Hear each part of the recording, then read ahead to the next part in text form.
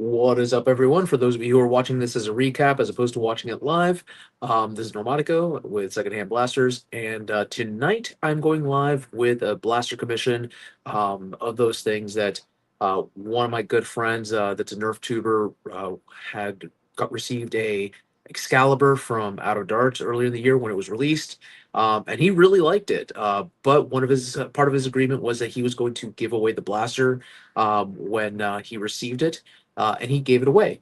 Now, he could possibly purchase another blaster directly from Out of Darts, and that's fine.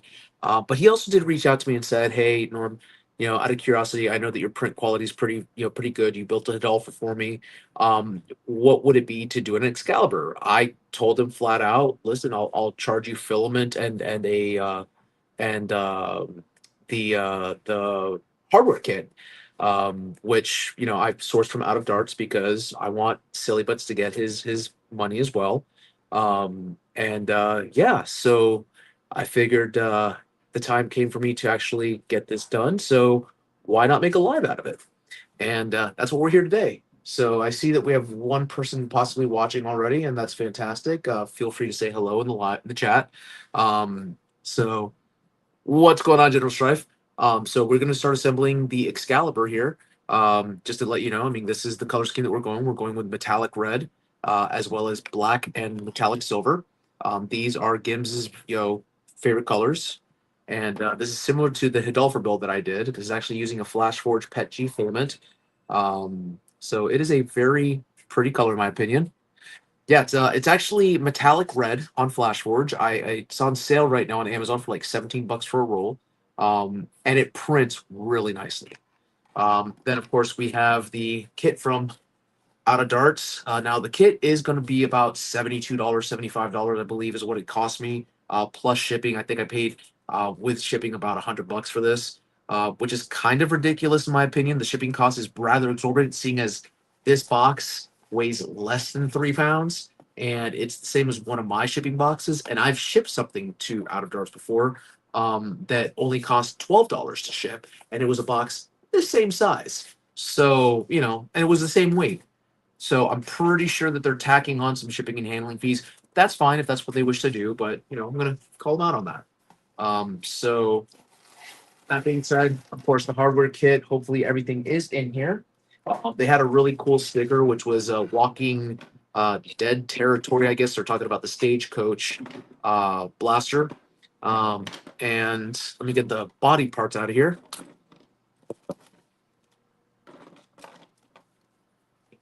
What order are you getting from Out of Darts? You don't want me asking straight. Wait, it's crate paper crap.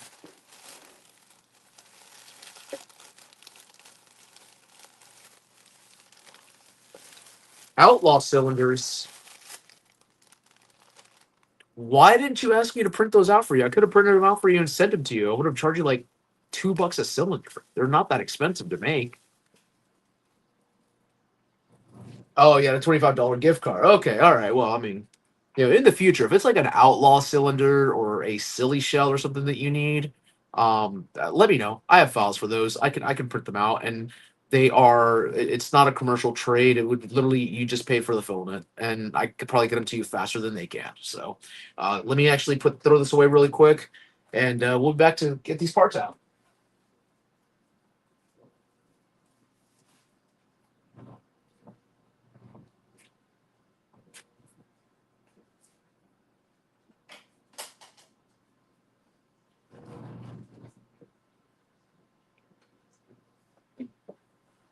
All right, so of course I have the smaller pieces inside of my Darth Vader cookie holder.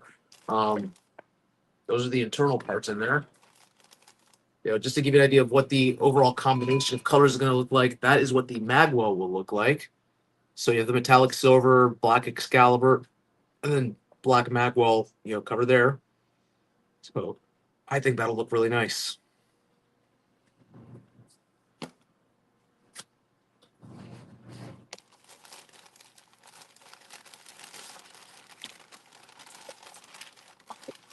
Of course, the hardware kit, we have our string for our magwell.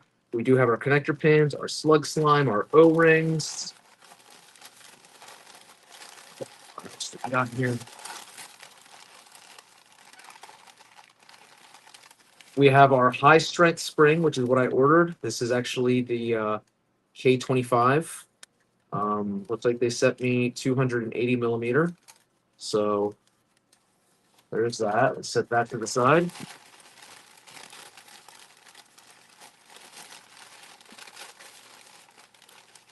We have our barrel. Looks like this barrel has seen better days. I'll be honest with you. It's looks like it's got some damage to it. I don't know what they did with it, but okay, whatever. We'll see about fixing that. Then we have our aluminum bars. These look pretty cleanly cut, at least. Now it does have two different sizes of bars. We'll go over those momentarily. Now this blaster should take about a couple of hours to build, because I'm going to be taking my time to do this. So, see what we got here. First step on here is actually the plunger head.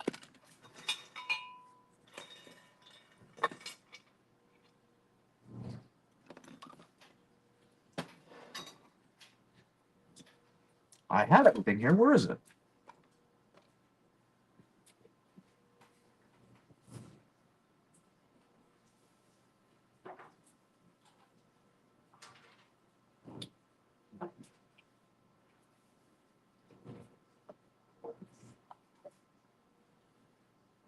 There we go. Of course, this is the converter from a standard length to half darts. That's the back piece. All right. So with this right here, we're going to start the plunger. It's the two parts. So these are screwed together using two of the number 4 screws.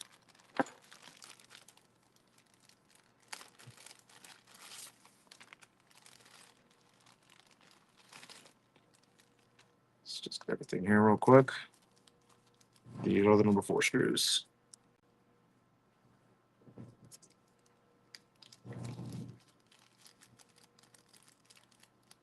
Nerf Pro Gen 2 mag. Oh, Jesus.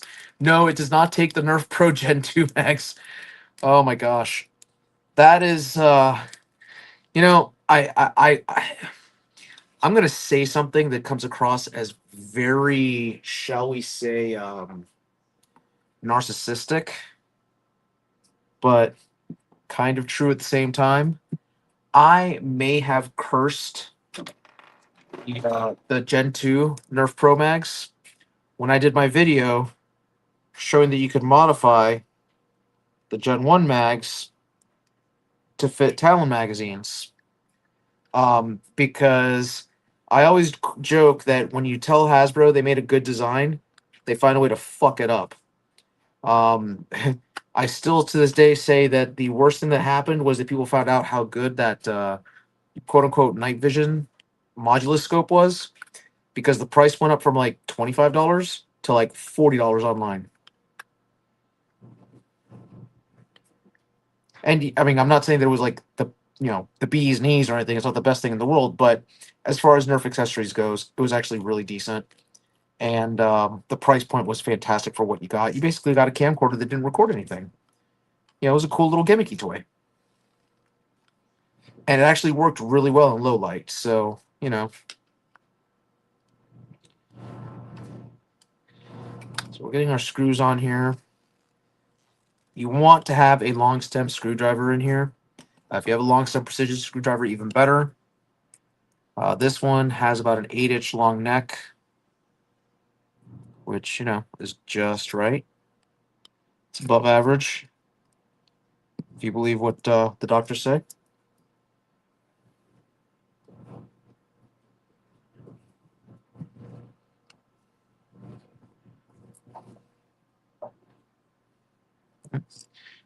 If the screw actually gets in there.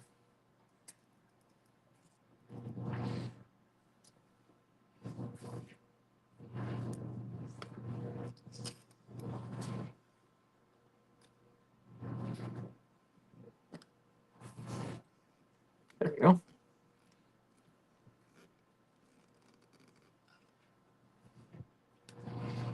That is screwed in there properly, I believe. Let me get my flashlight here.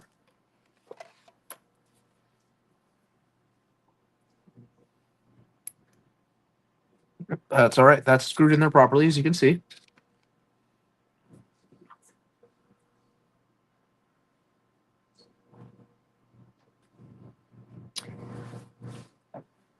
Which ones are you talking about there?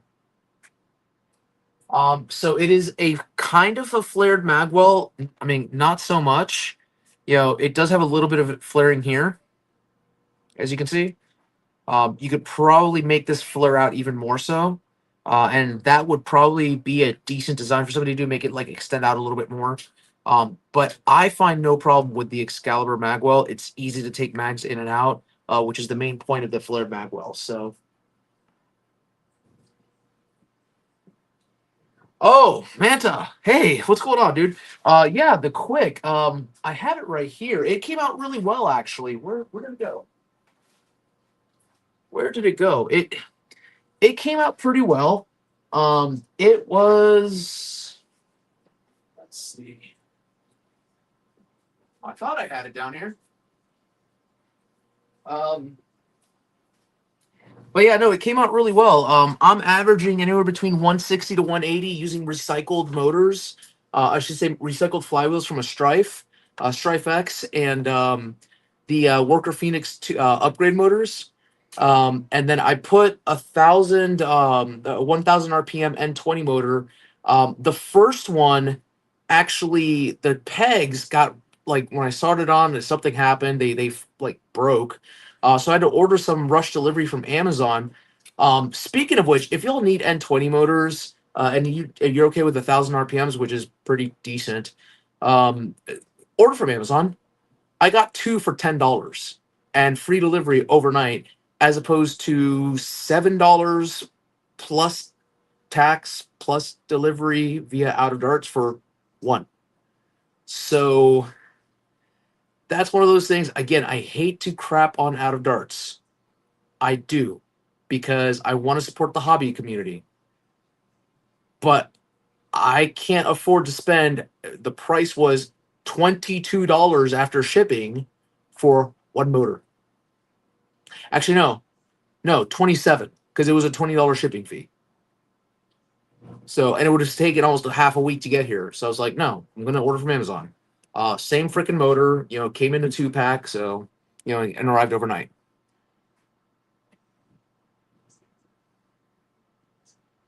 What are we talking about here? Your first SNES controller for $13. All right. That's not bad at all. Okay, so let's get back to the plunger assembly here. Ba, ba, ba, ba, ba, ba, ba. We got the screw, and now we got to get one of the larger O-rings. This is the O32 O-ring. We're going to slip it on over here. Now, you can possibly put some Teflon tape on here. I did not the first time. It should make a fine seal. Silly actually makes pretty decent seals when he does these things, so we should be good with just this. Now, the other thing that we will need to go ahead and do is actually put our pad on here.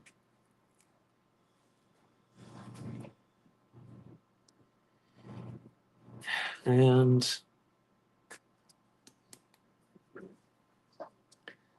there we go. So we're done with the plunger. I'm going to set this to the side here on my other table. I have to remind myself that it's there.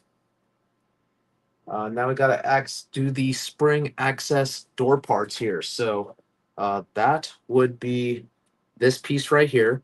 Now, I had designed a spring spacer that you could fit in here. I'll probably print one of these out and provide it over to Gimsmods.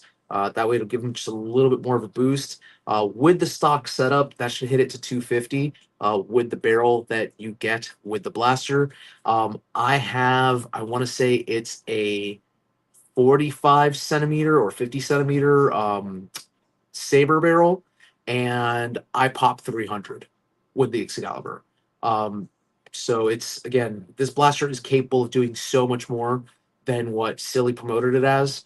and it's okay. He wants a 250 blaster or a less than 250 blaster. That's fine. That is fine. But at its heart, as I said in my first video, this is a Caliburn, and Caliburn is one of the most epic blasters ever created in the hobby space. In fact, it is. I would say it is the granddad of the hobby space, and Excalibur is just a new generation of it. So this piece right here, of course, it's going to take the two 40 screws, which are going to go up from back here. We're going to actually just take this, line this up, and get these screws on here.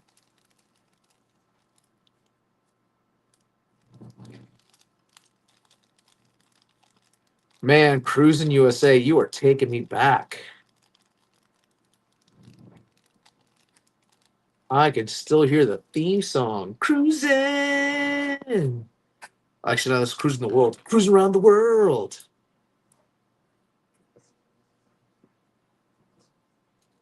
Let's get this sucker here.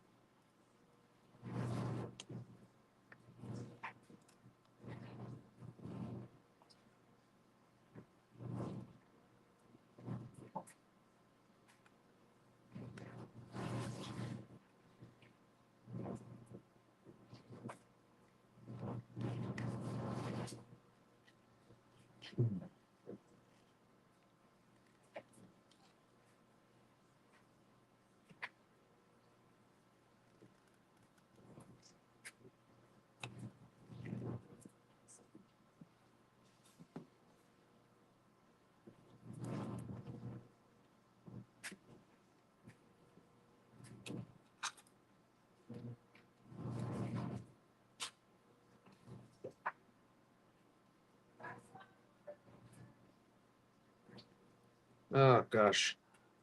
These things are a pain. There we go.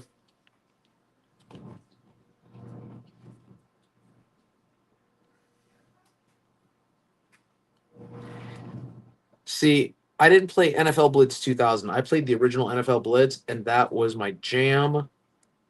That was when the Tampa Bay team, they were like the best freaking team on in the game. Them and the Broncos had solid teams. That was the year that Tampa Bay, I think, went on to win the Super Bowl for the first time. Or no, the year before.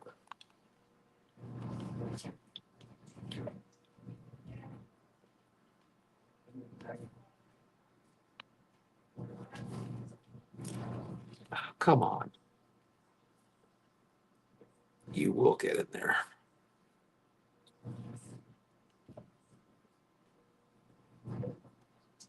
Go.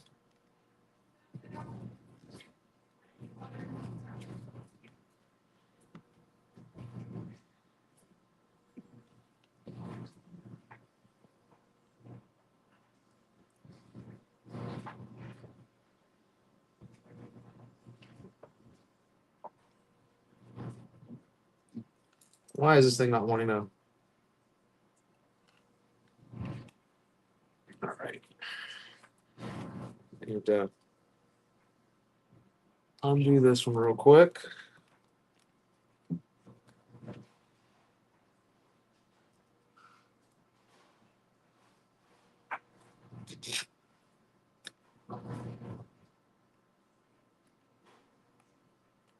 Get you in the right hole. There you go. Get in your hole.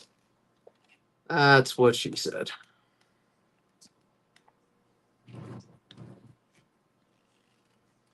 All right.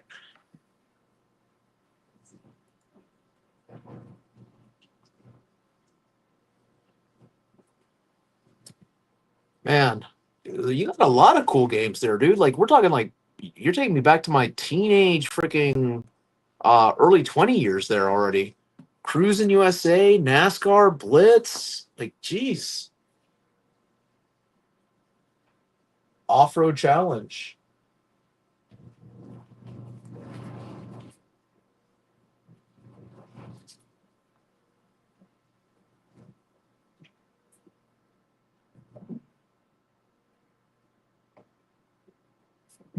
See, I never played the Fast and Furious game. Never played that one. All right. So we have. I just had it. What happened to it?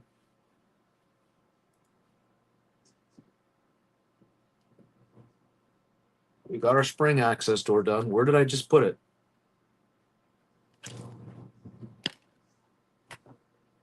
Did that drop? What the heck? Oh, here it is. All right. So spring access door, it is done.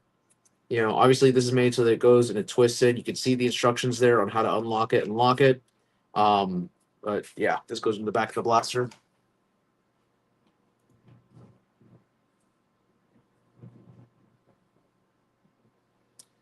Oh, honestly, Strife, if I could get away with finding a Miss Pac-Man and Galaga in a like one of the classic the Pizza Hut tabletop arcades, um, I'd be so happy. All right, so now this part is actually kind of a pain in the butt. This is the barrel chamber, and if as I recall, this one is the narrow barrel chamber. This is the one that I made when I first was doing the Excalibur. This is actually from my original print. I printed out both of them, the wide and the narrow. I chose to go with the wide one. The narrow one is what you want to use if you plan on only using half darts. The wide one allows you to use waffle tip darts. The person who is utilizing this, I know for a fact that they strictly use half darts and they want to use this for competitive play. So I'm going to go with the narrow one. So. Now this one right here, we're gonna actually have two O-rings inside of it. This is not the easiest one. So we need to get the O-rings in there.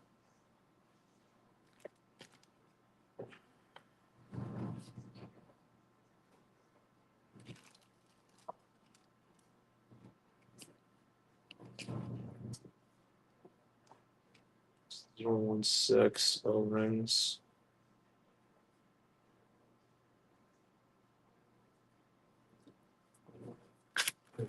Let's look at the parts list real quick. I want to say that those are the 016 O-rings. Yep. Oh, those are 012 O-rings. Or my 016 O-rings.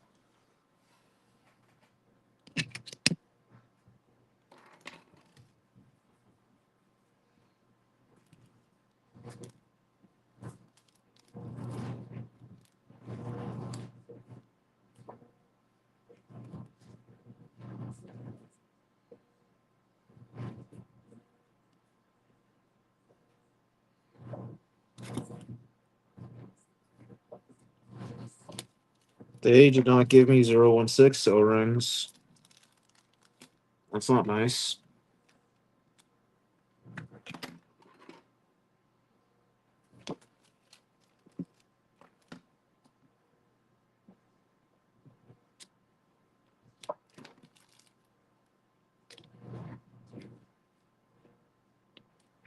That's not great.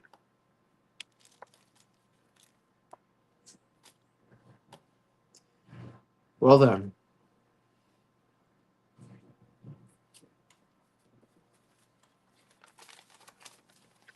Out of darts. Did you mess up again? Let's see here. That's shock pad. That's 1, 2, 3. Hey, that's dash 1, 2, 3.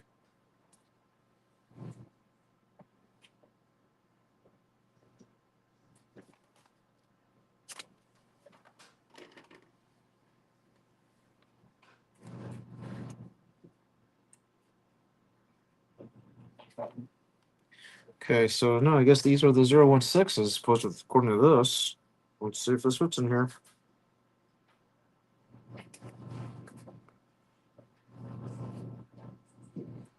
I don't remember 016s being this big. But I may be wrong.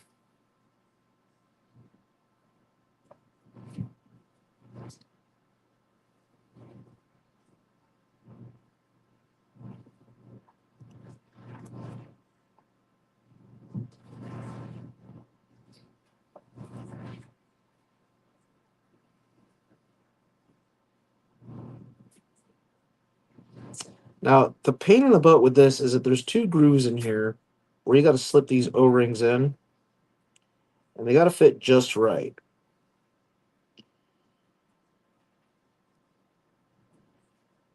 Which, when you're putting a black O-ring in a black tube,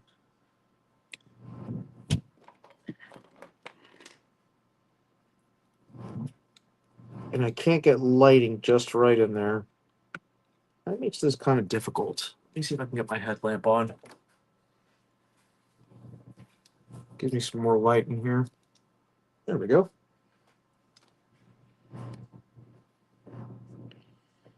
This is where I reveal to my audience that I'm partially blind. Oh, man. All right, so that's that one.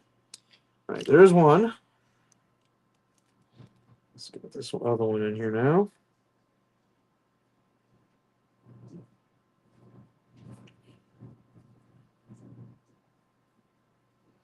All right, and that is done.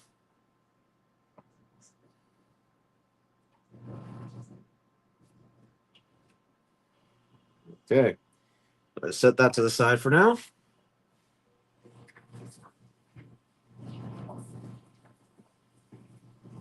Now to assemble the RAM itself. So here's where we're going to actually be using some of these bars. So let me cut these open real quick.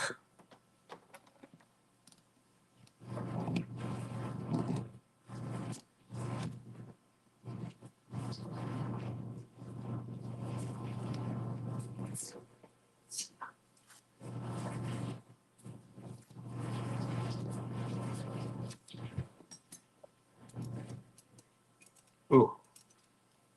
All right.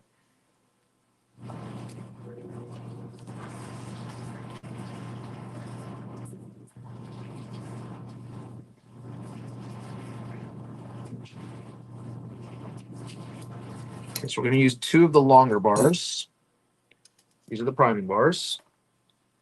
The first thing we're going to do, though, is we're going to get our actual RAM, which I know I printed it out. It should be somewhere here. My bundle of stuff.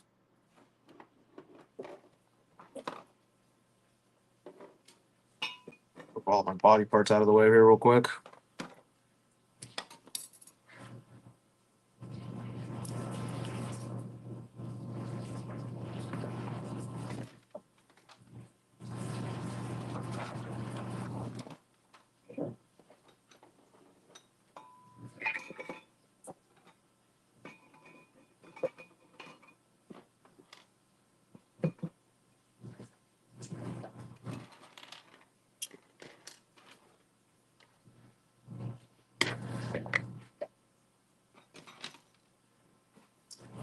That's weird.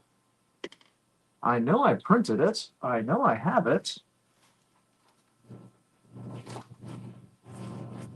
This is what happens when little hands start to move stuff on my table.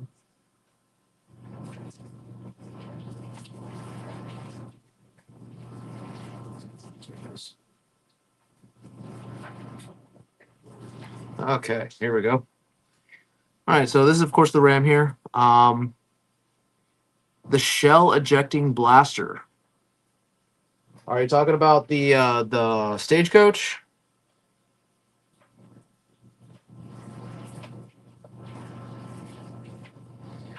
Here's my thing with my thoughts on the Stagecoach.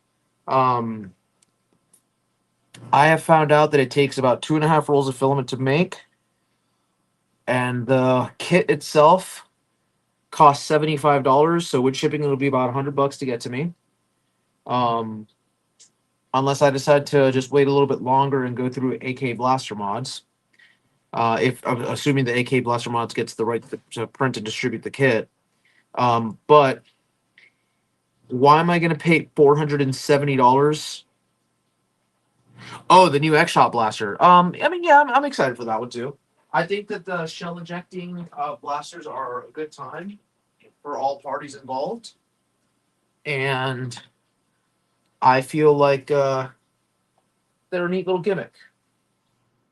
So I am okay with the shell ejecting blasters. I think they're good. They're a good time.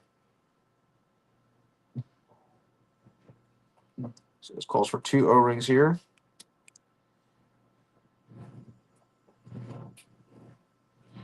There we go.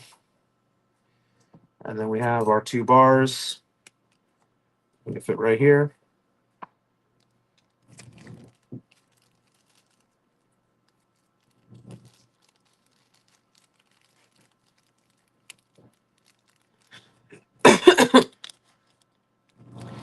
A tube-fed shell ejecting blaster.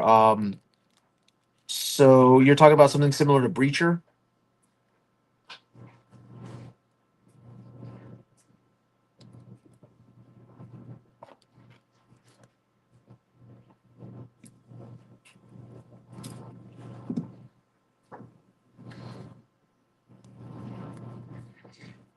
So I would not be surprised if they make something like that. I actually have one. It's not X shot, but it is a very decent one. I mean, it's a knockoff of the XM 104, which was like that one was like $90. But this one was like 25. You get them on Amazon, and it's one of those call them the quote Chinese knockoffs. But it actually performs pretty well. It's like classic elite standard for shell ejection, and it's fun, you know. And for 26 bucks, I mean, you get the shells, you get the darts.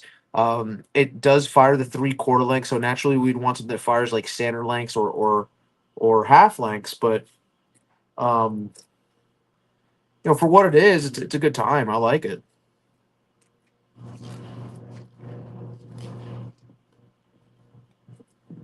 In a second, I'll go grab it. I'll show you exactly what I'm referring to, and just get this assembled real quick.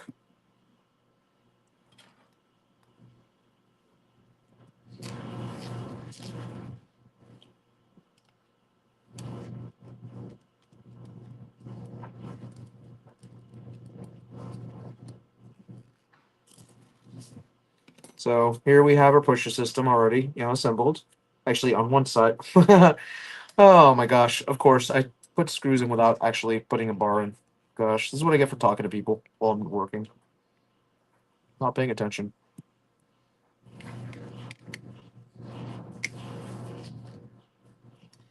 Now, I will say one thing that I'm experimenting with. Speaking of shell ejection, I need to get to designing tonight. And Manta, if you're watching, you might want to get in on this action also. I've experimented with the silly shells. That if you extend the silly shell a little bit more for certain types, you get a significant performance boost on certain ammo types. So, for example, with Nerf Ultra, my PBR bow, I used the um, silly shell for Nerf Ultra to make it so that you could attach it with like the Titan rocket adapter. And I just used that geometry that Silly made because he didn't design something for the Titan rocket for Ultra, and I wanted it.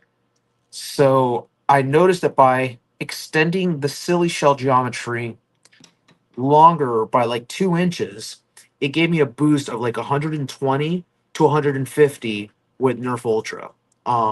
And that is not bad. So I want to experiment with Mega XL by adding more to make it an actual barrel so that when you fire it, you just yeet Mega XL faster than what you're getting currently, which I think Mega XL, when you yeet it out of the facility shell, the most you're going to get is like 70 to 80. I'm hoping that I could probably get it to like 90, almost 100. And with certain blasters that use silly shells that allow you to use longer shells, such as the what's it called, the Stagecoach, I want to make it a true powerhouse because me personally, guys, if I'm paying as much as they're charging for a Stagecoach, I better be hitting numbers that like blow everything out of the water, and it's not getting that. So, all right, so we got this done. I'm gonna set this to the side now, and I'll be right back. Let me actually go show you the blaster that I'm talking about, Strife.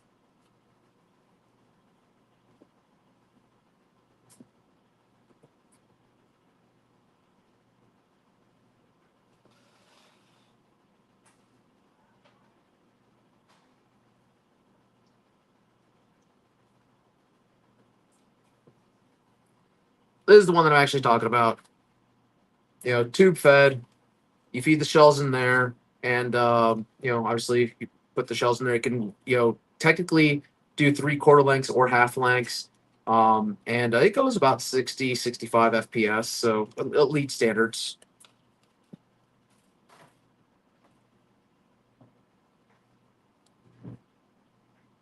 They're actually so I can honestly tell you after picking one up, I'm okay with what they're charging for it because the fun is just it's there. It is a fun design, and it performs pretty decent. It's you're not going to take it to like an outdoor battle, but for like a basement battle, that's great. All right, so next thing we're going to do is we're going to do the three heat inserts that come with this, and this goes into the actual priming lock. This is the bar tensioner.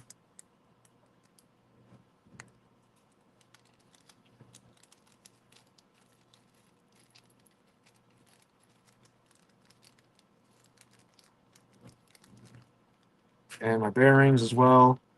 They give you plastic bearings. I wish that they would give us metal bearings for this, but whatever. It is what it is. Well, what can I do to get this to work properly?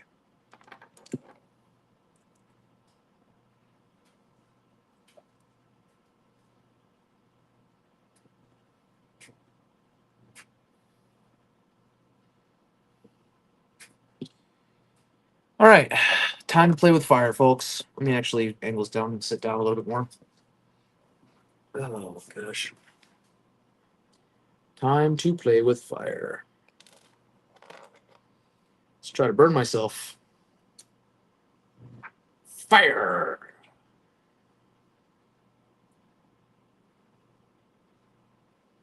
Do, do, do, do, do.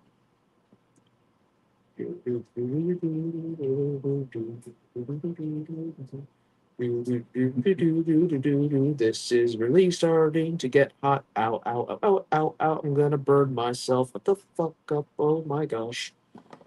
Okay.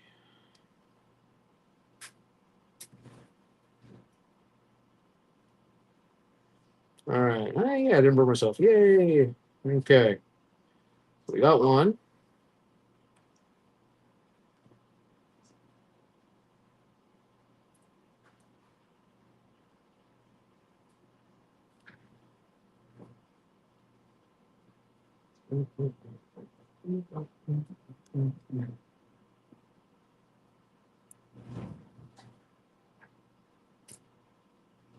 A marshmallow blaster barrel swap.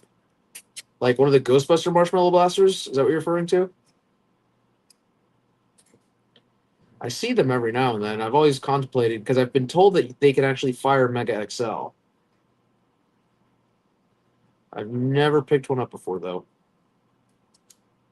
Ow, that hurts.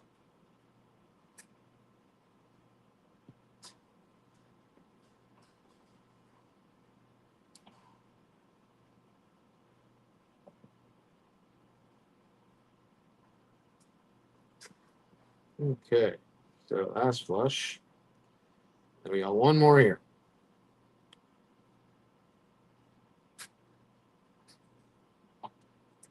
Oh no, I have to cut off the barrel tip on a blaster that I would otherwise not care about. Say it isn't so. I'll have to pick one up then. Because I feel like as a community, once again, we were robbed from an ammo type that we were going to thoroughly enjoy, and that is Mega XL. The fact that we only got three blasters out of it kind of pisses me off.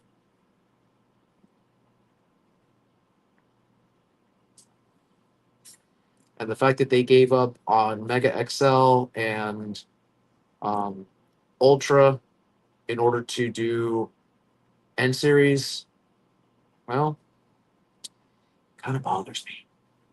Turn this light off. I don't need it anymore. All right. So,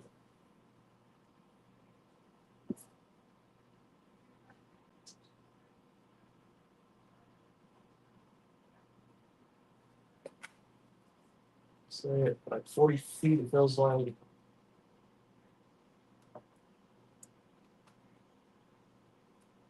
I mean, 40 feet for MXL is not bad, actually. I mean, that's decent. That's backyard play.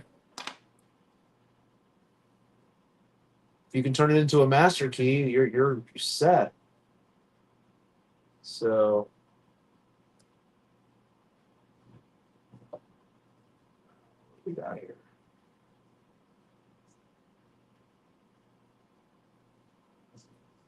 We're gonna use our short screws.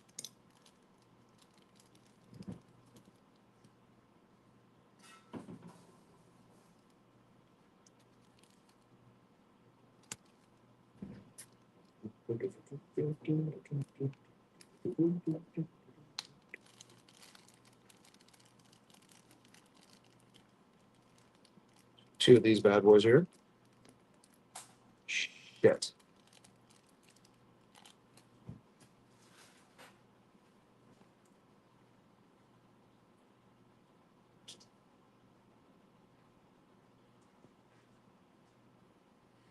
All right. Okay. One, two of the longer aluminum bars. These are the C4 bars. These are the longer ones.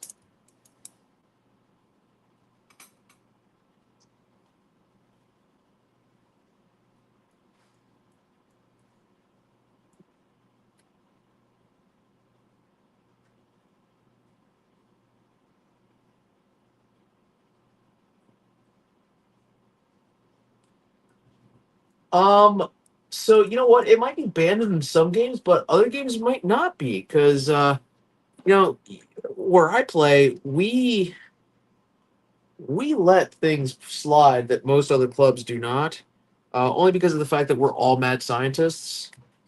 So we like to test to see what we can do, and if it's for science, it's for science, my friend. To hell with what everyone else says. Most places don't allow HPA.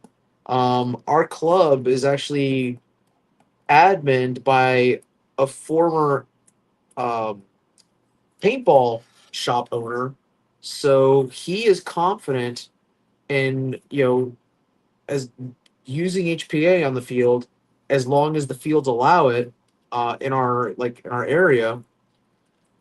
So that's one of the fun parts. That's how I get away using 40 max and using my Pico Hooper is because again we have people who know what the hell they're doing. We're not afraid of a little HPA, and we also use common sense. It's like, hey, you know what? If you're going to be using HPA, dial it down and play responsibly. Don't hurt people.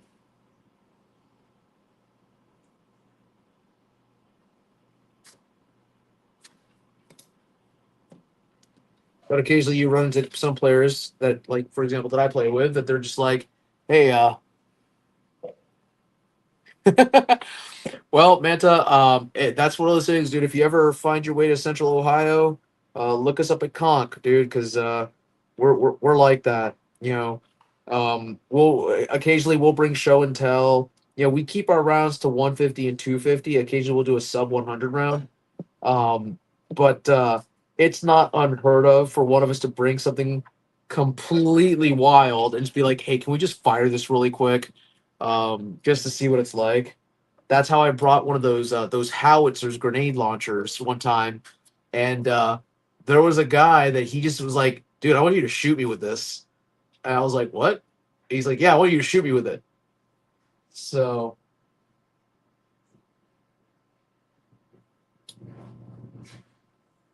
Yeah, we don't do def darts. We do not do FVJs, nothing with plastic. And blasters, if we're on a private property, it's okay. But we do try to abide by the orange tip rule. Or that, or it's got to make sure that it looks public safe. Um, I was accused of bringing something that looked hyper realistic, and it was a freaking modified Nerf Titan, the CS50. And I looked at the guy who was saying something, and I was like, "Bro, who the part of my language fuck is gonna walk into public with a damn minigun? Like, stop it! Not a single cop is going to think that this is a real gun."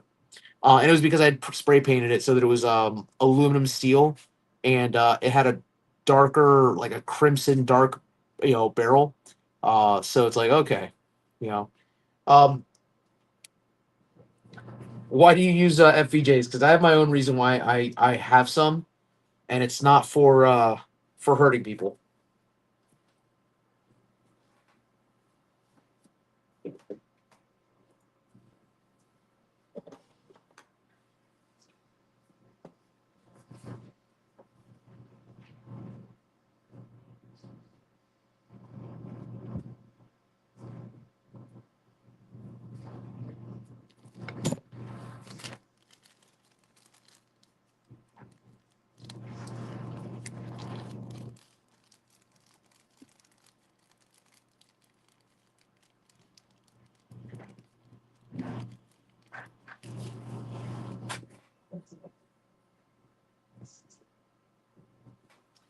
You see, that's a fair reason, in my opinion. Um, I keep FVJs only because I actually cut those down into 3/4 lengths, because they fly really well in stringers, in low powered stringers. And you get easily, for example, in the Gisela, you can actually hit over 100 with an FVJ, where everything else is like 80, 85, 90. So that's the only reason why I keep the FVJs, is because it is strictly made just for the Gisela. Um, and even that's only used for certain people. So it's like, all right, it doesn't hurt people when you actually hit at that soft rate of speed.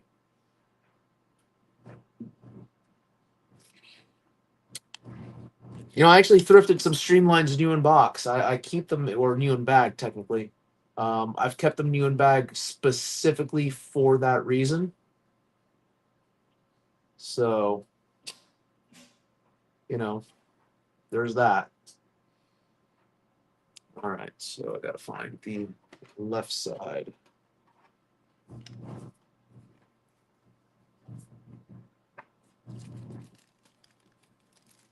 Dump all my 440 screws here.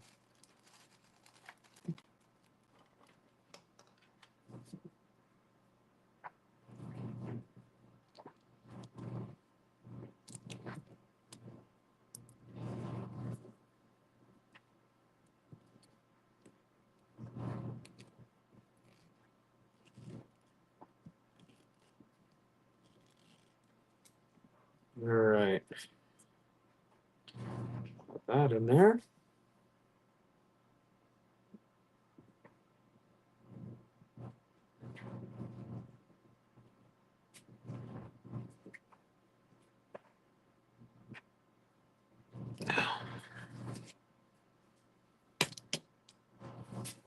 Where is my trigger? That is on the trigger.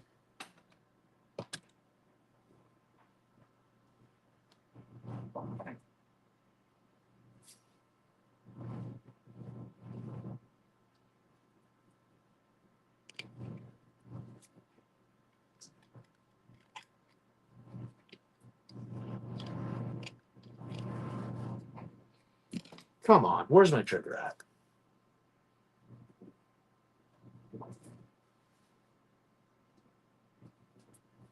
That's not the trigger either. What the heck? Here it is. That goes there.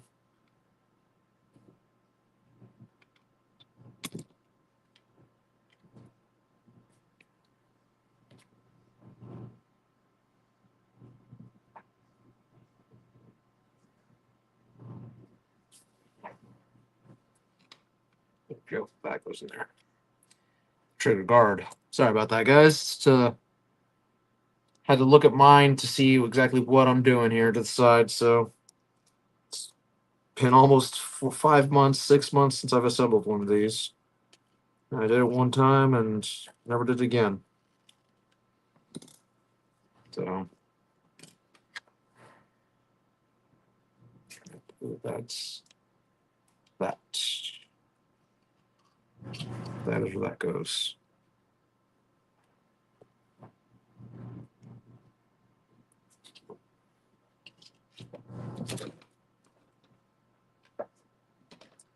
Where are you? I just had you. There you are.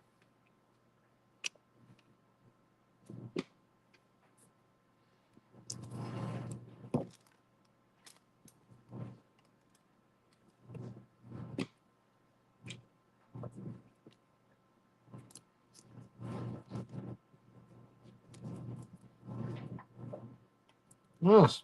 Friggin'. There we go.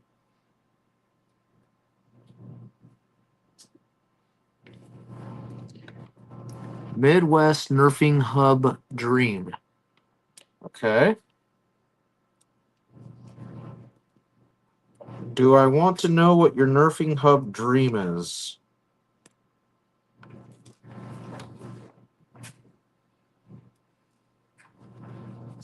So I feel like there's an explanation there. Or there's more to it.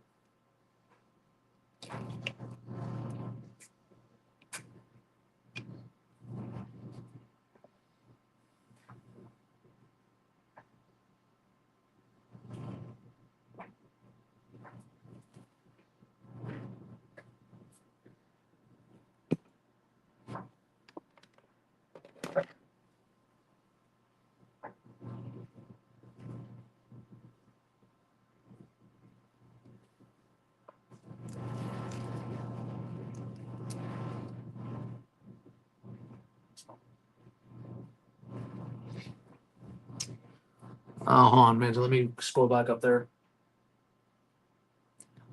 So I saw that there was a video posted for it. I haven't seen it yet. I need to watch it. Unfortunately, I've been so preoccupied, and I feel horrible when I say this, but I've been so preoccupied with everything in my life. I haven't been able to do much when it comes to the hobby. And I feel horrible to say that because I really should pay attention and support more designers. Um, it's sad. I mean, I apologize. Like honestly, and Manta, I try to like support you as much as I can and keep up to date with what you're doing. I haven't even had a chance to look at anything with anybody because of the store has kept me so busy.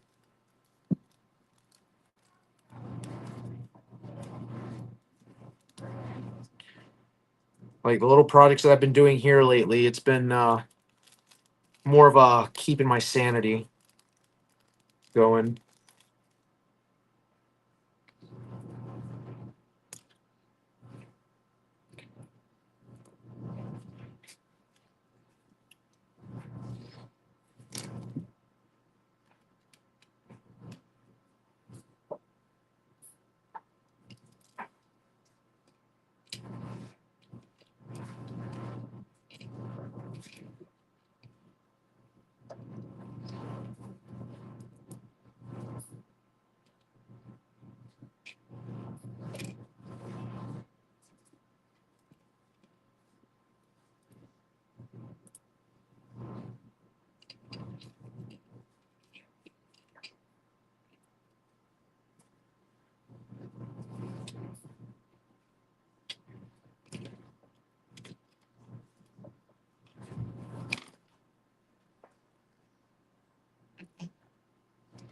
Oh come on, get in there.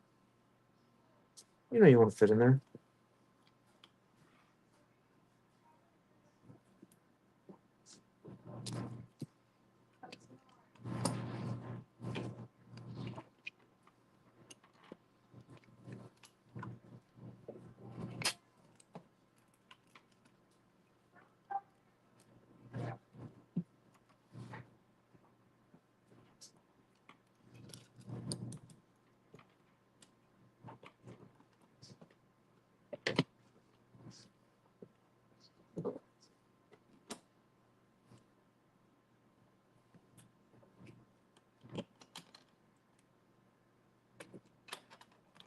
Come on, kid. This is always the part that got me last time too.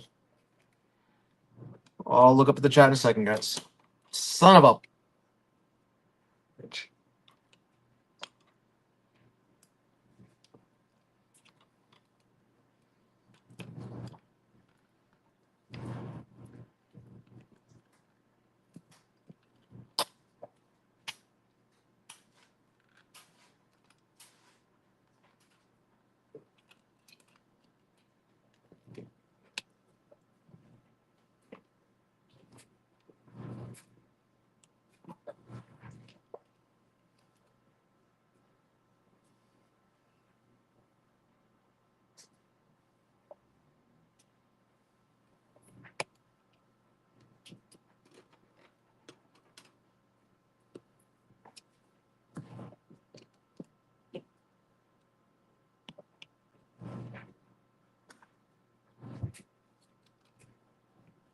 There we go. Oh, gosh.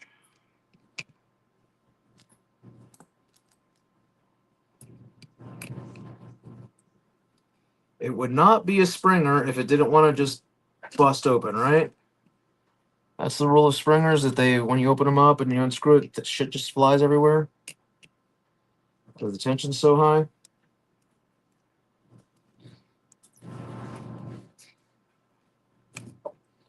All right.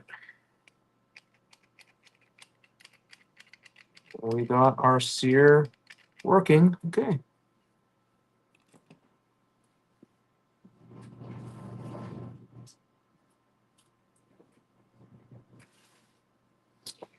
So oddly enough, that is something that I want to work with AJ Usag. He and Josh Franz do something over in PA where they go to the local libraries and they teach, like, modding classes for young nerfers. I would love to actually be able to do something like that just for the younger kids, because I feel like our hobby has so much to offer when it comes to stuff like that, and it'd be nice, it'd be really nice, I think, because we give something back, if you will. All right, so this is for the front.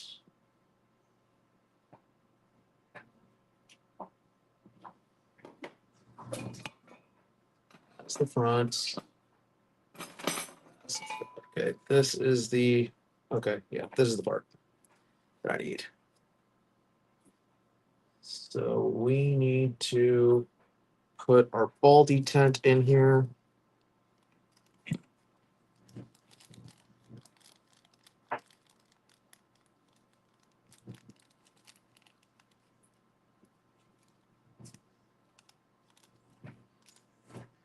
That'd be kind of fun.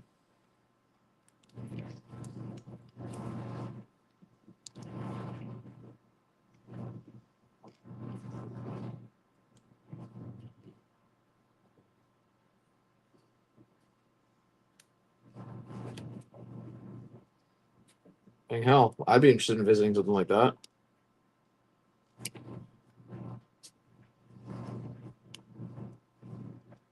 I almost feel like what you're describing is what the action experiences should have actually been. And it's a shame that those never took off.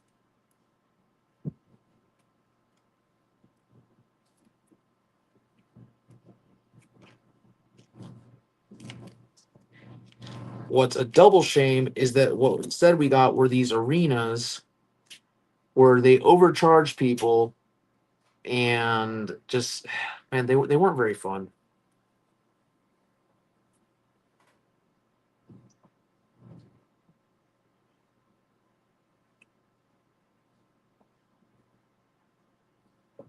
Oh, for sure.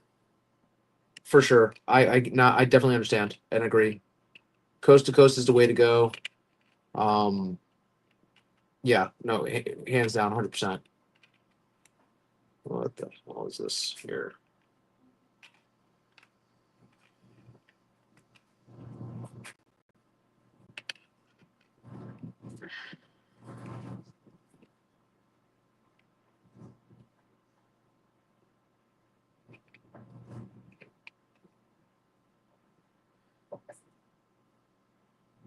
What the heck?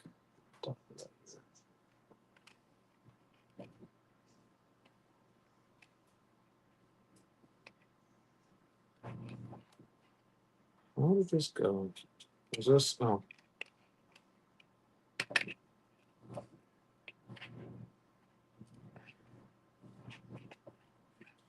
Come on. I know that this is supposed to fit like this.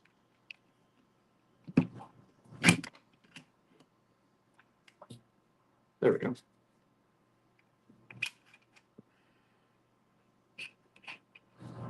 How the heck?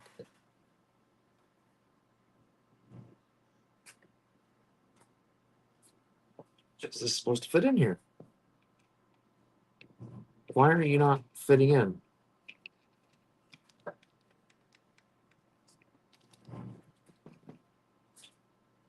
Is there... What the heck's going on here?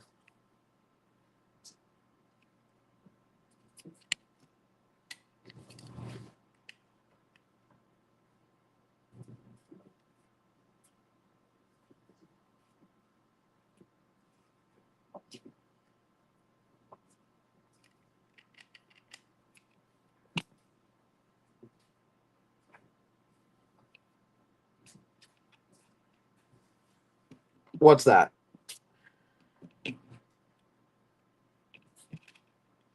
Other than the fact that you won't suck.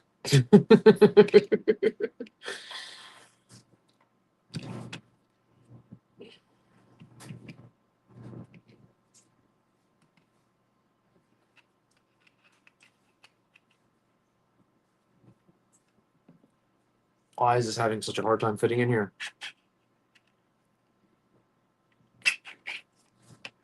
This is supposed to fit right up in there, and it's not wanting to fit for some reason.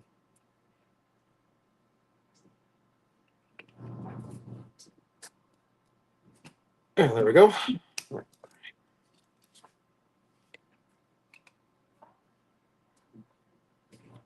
Did I have a...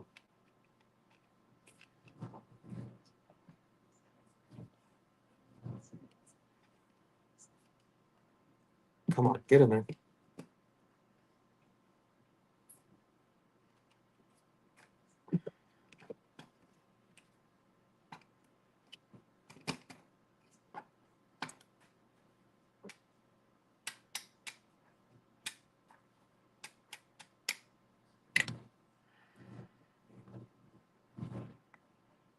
It's about to become hammer time.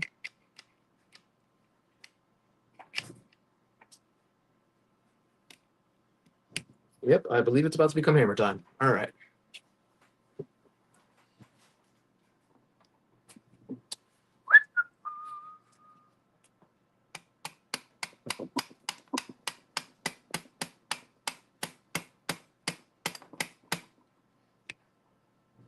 Yep, there we go. All right.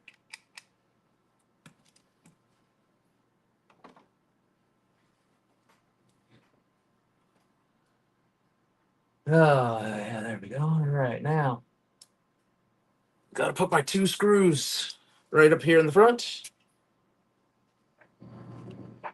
They should line up now.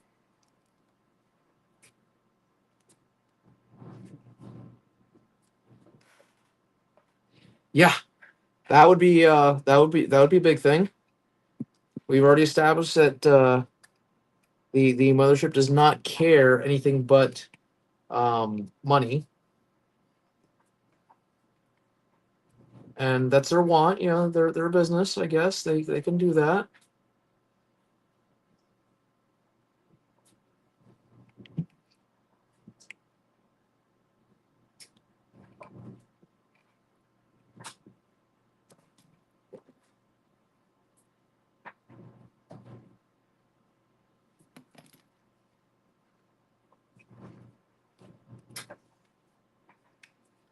Oh boy.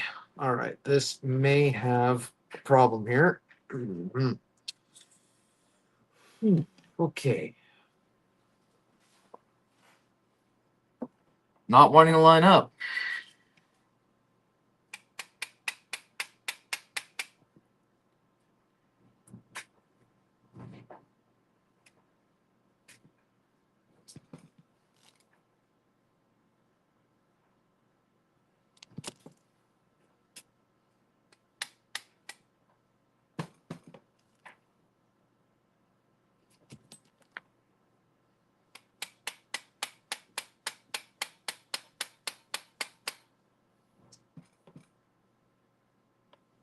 Yeah.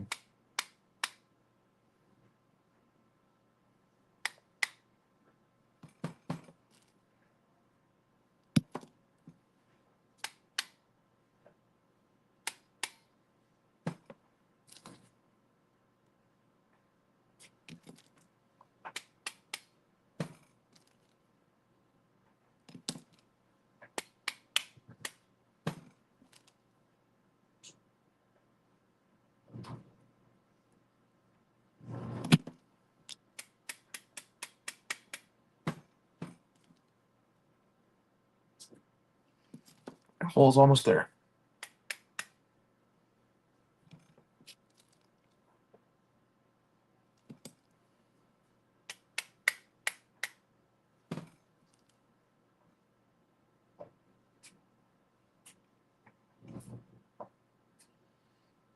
Oh gosh. All right.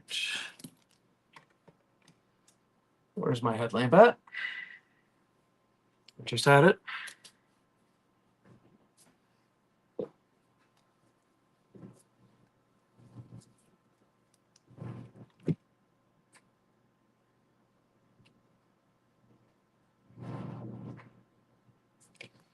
Okay.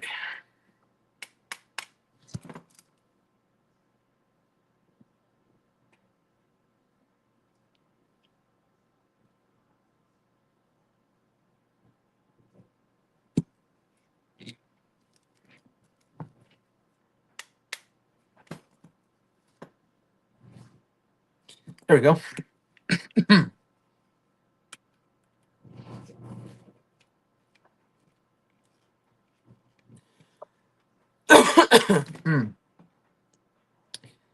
So there are two holes. Obviously, they have to line up. It was kind of difficult to line them up because it's hard to see. But yeah, well, there you go.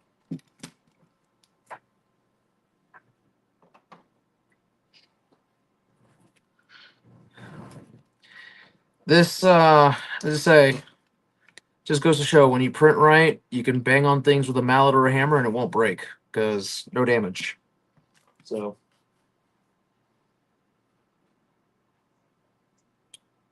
all right, now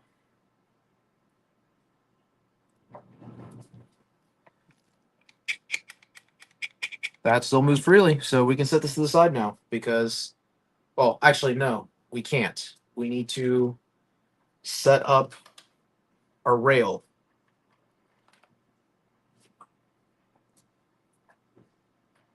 This one's a particular Picatinny rail. This is actually rail C. On the bottoms of each rail, it's marked. I got to go ahead and actually take out the supports from the bottom of the rail.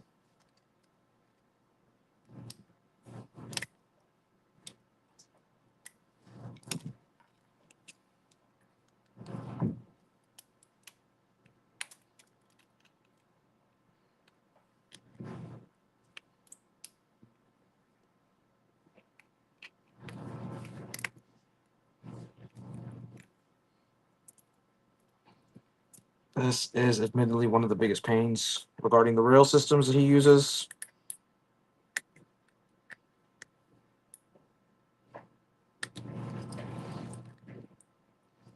Get this crap out.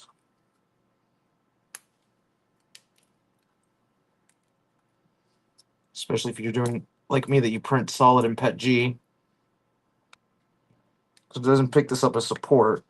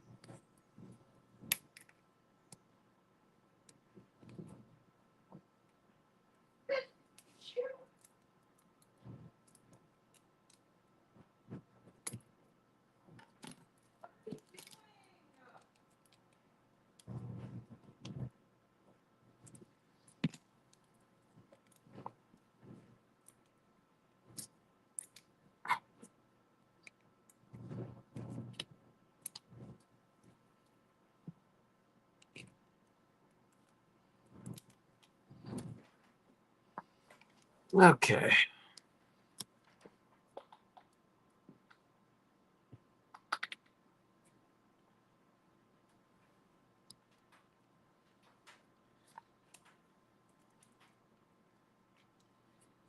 Well, if I can help you with any variants that you're looking for, let me know.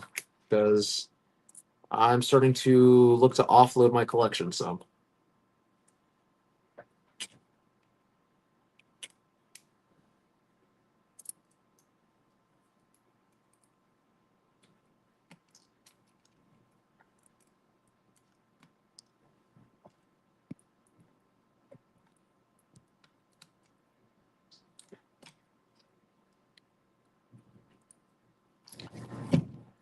Again, this is one of the biggest pains.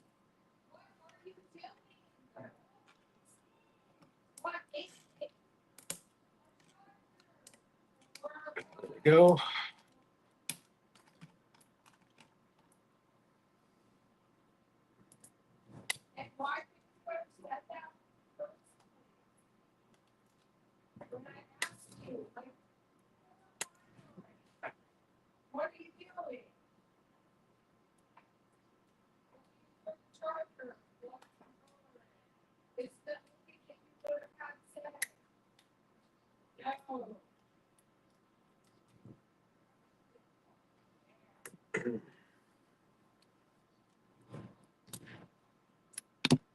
Yeah, the thing though is that the needle nose that I have are too thick. I mean, maybe these might work. They're usually a little thinner. Now that it's like this, the supports are like right up against the wall where I can't get the needle nose in there properly, but I mean, I guess I'm peeling out some of it. I misplaced my really good set, which were super, super skinny. They could fit anywhere. They're also the ones that had my like it was like a multi-tool, but this will work, I guess. As long as I can get this to slide up over here, I'll be set.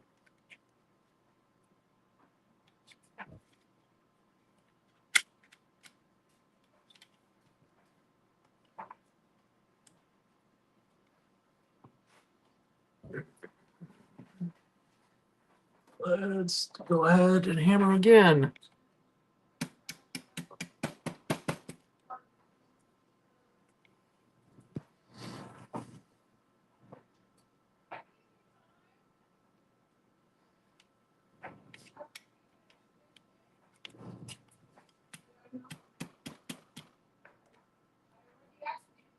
All right.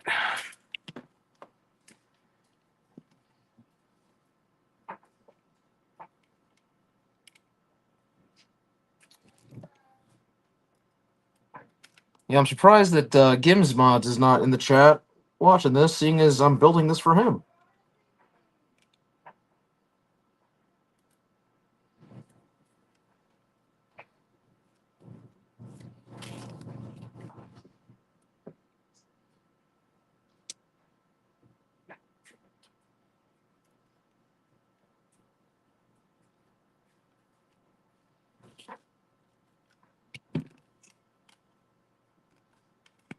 Let's get this tightened down a little bit more.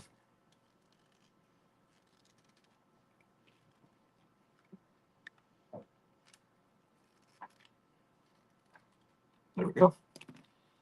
All right, that looks good. All right. Grip is done. Now we're going to go to the magwell. Let's set this to the side for now.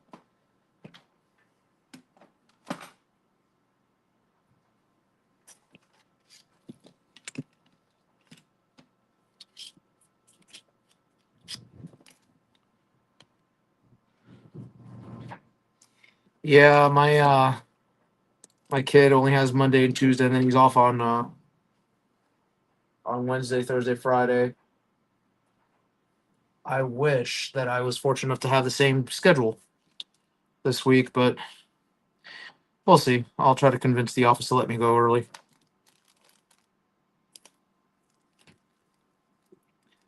with the schools being out, we don't expect much by way of quote unquote recruitment. I mean, unless somebody absolutely wants to talk with me in the office, I have no reason to be there, really, I guess, for lack of a better word to say it.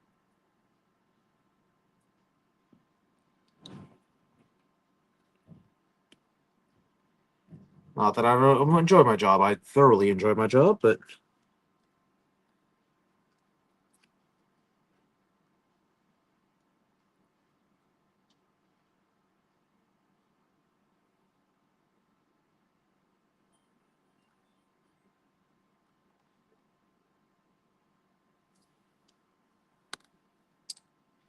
did I forget to print out one of these?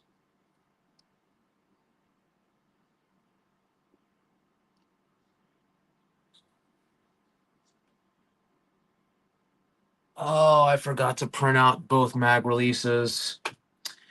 Son of a biscuit. All right, let's go ahead and actually get this to print real fast. Shouldn't take too long, I don't think.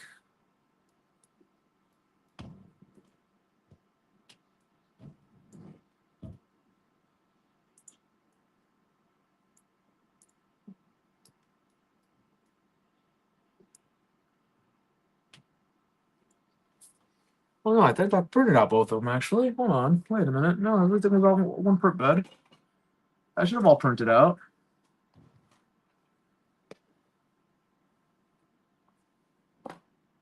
That should have printed out. Everything was all in one print bed.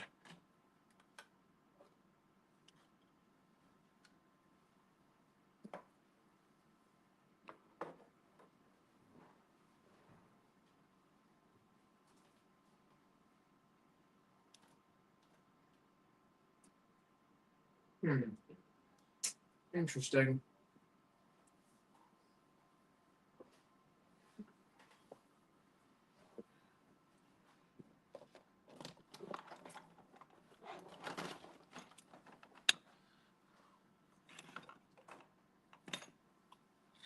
Hmm.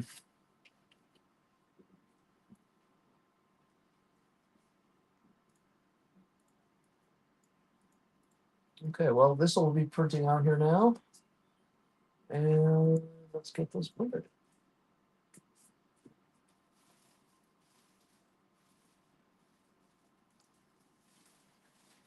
All right, so this will be printing in 14 minutes. And hey, what's going on, AJ? Yeah, got to print apart real quick so we can continue with this piece of the blaster. So we're gonna go on to the next section real quick,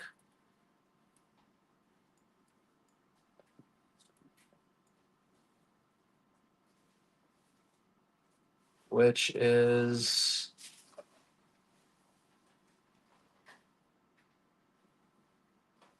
the actual magwell top.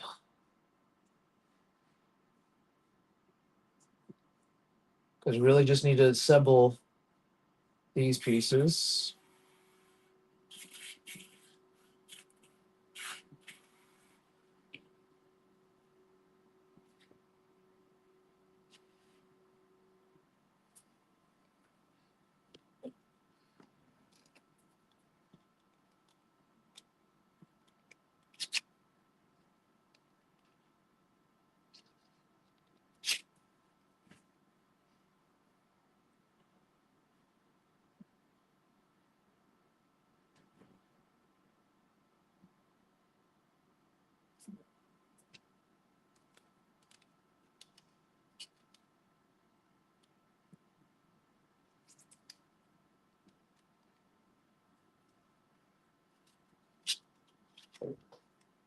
All right, so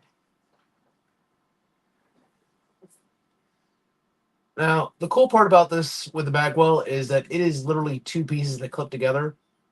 So I can actually just set this part aside, and then we can build the bottom part later on. I just have to print out one more of these because again, it's supposed to go side by side. I thought I had it printed out, but apparently it disappeared. Everything was on one print bed, but either when I put it here on my desk, it just flew away. And rather than strip searching my entire room trying to find a small plastic piece, I'm just going to reprint it because why not? It only takes 14 minutes. So, shouldn't take too long.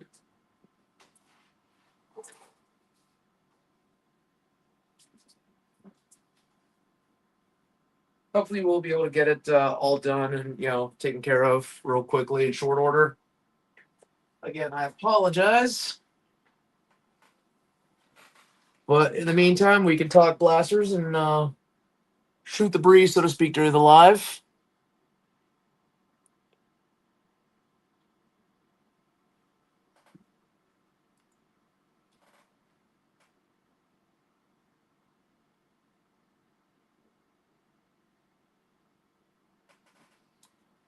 Well, so I have a couple of things that I'm working on, and again, I can't really go too much into it. Um, just some ideas that I was pushing through my head for a new flywheel. Um, I want to do something pretty wild with the Flycore system. I know it's an older system, and the hobby's been moving towards brushless motors, but I feel that when done properly, brushed motors are still viable. So I would love to see a valid dual stage.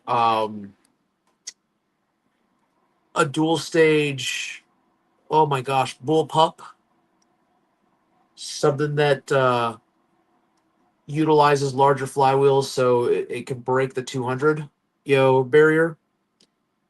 I would love to see that. Um, Something in a small compact form. I'm also going to be working on some body kits coming up for blasters, as well as some internal kits for, oddly enough, some of the Hasbro blasters that have been relatively untouched. I was looking at some things recently, and I realized that no one's done anything with them. And there are some really cool looking shells out there that could use some modifications, some loving, like what Worker did with certain old classic Hasbro blasters, like retaliators, long strikes. Um, but we have an entire series that has been completely ignored by the hobby because it's like, oh my gosh, they flooded the airwaves with them. And ask yourself, what has been done with the Fortnite series? I know this sounds really weird, but I mean, so you can see my face. Outside of the 6SH and a couple of flywheel cages, they haven't done shit with the Fortnite series. The SMGE is basically a Strife reshell, but inverted. But you have the BASR, the heavy SR that got very little love. You have the Storm Scout that had no love whatsoever, and that's a beautiful looking shell. So I may actually take one open. I already did it before when it first came out to post pictures of the internal on Reddit. And I was actually one of the first to actually, according to Reddit, the first one to put a picture of the internals of it. Um, and I slipped a 9 kg spring in there, and got some decent performance out of it for standard lengths. But I feel like we could probably take that and turn it into a actual pusher ram, as opposed to what it comes with, and just make a 3D printed kit for it so that it can be better than what it is.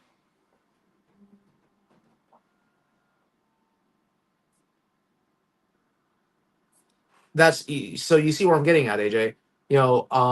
That, and honestly, like,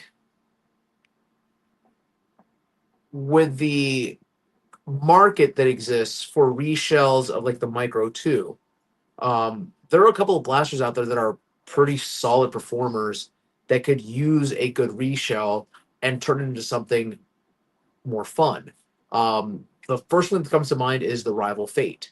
You know, you can pick them up easily at Ollie's. I have like five of them laying around that I can experiment with. Um, they have great bones. You know, they have a great trigger, but I can modify the actual shell and make it look something really cool and make it just shoot more than rival rounds. They already do it currently to modify the barrel, but what if we modified the entire blaster and we're able to gut the internals, slap a stronger spring in there, and there you go.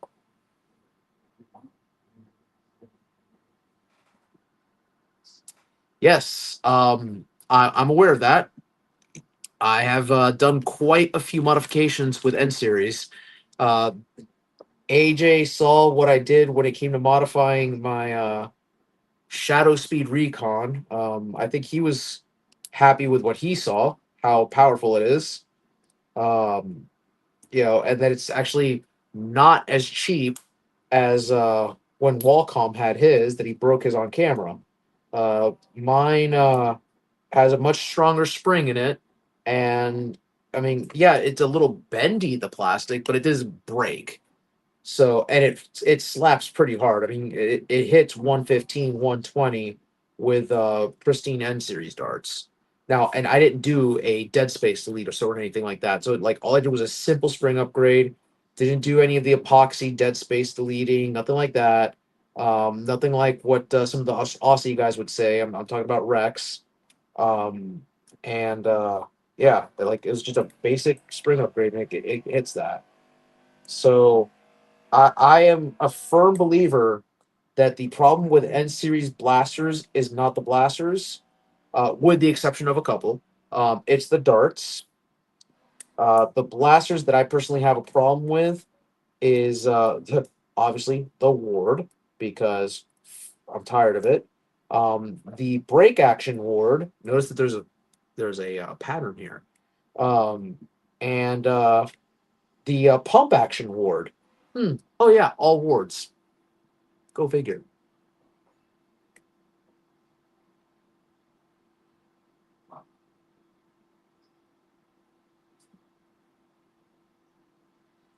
The year of our ward. Hold on, I just realized. Wait, you just said something really cool. Can you do a pump action pinpoint kit?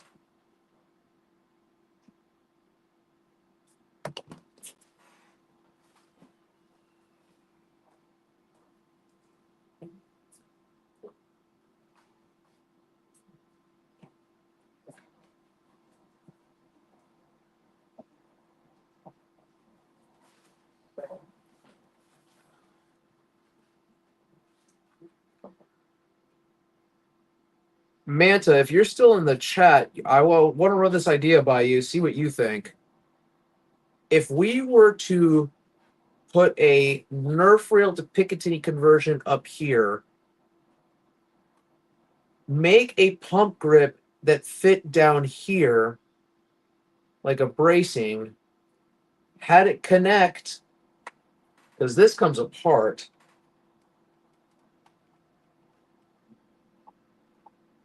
Find a way to connect it to this so that you can actually thread this into it. You could keep the bolt action and I'm gonna dry fire. Um, and also get a pump. I mean, I don't see why you couldn't do it.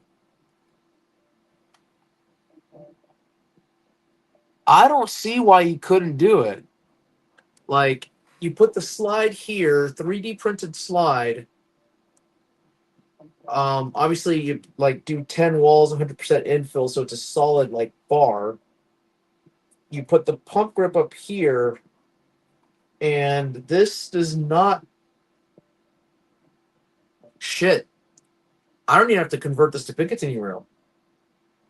So this does not have what all the classic Hasbro blasters have. That right here along the tactical rail, normally there was like a little notch that would block a pump system. So, I mean, technically you can. That would not be the worst idea in the world.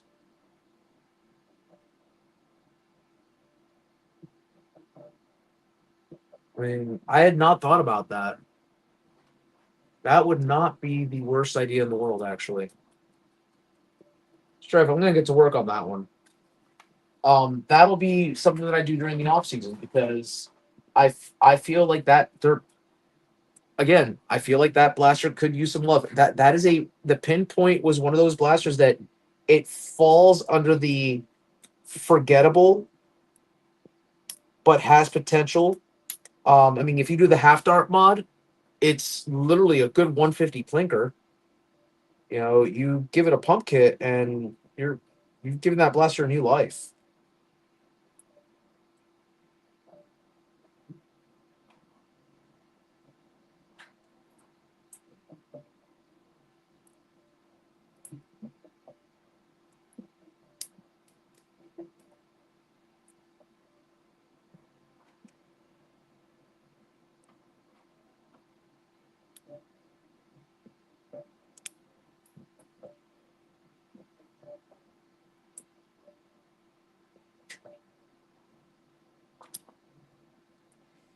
I know one thing that I'm going to be working on, um, and this is was brought up in conversation recently uh, that I had with another nerfer.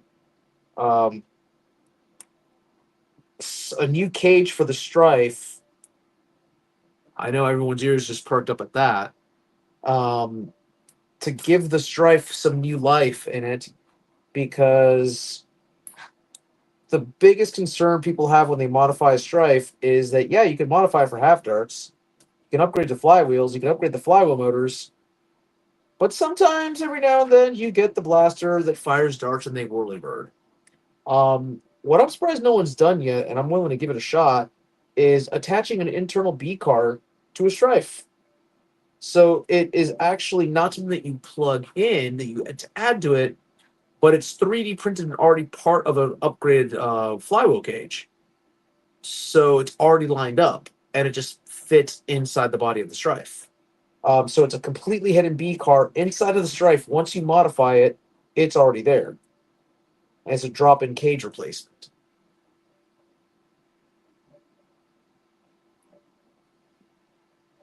That's another thing that I want to work on.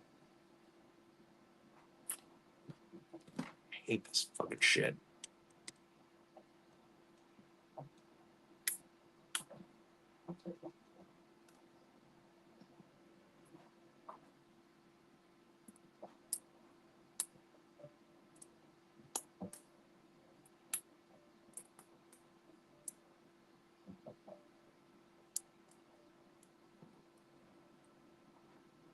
Yeah,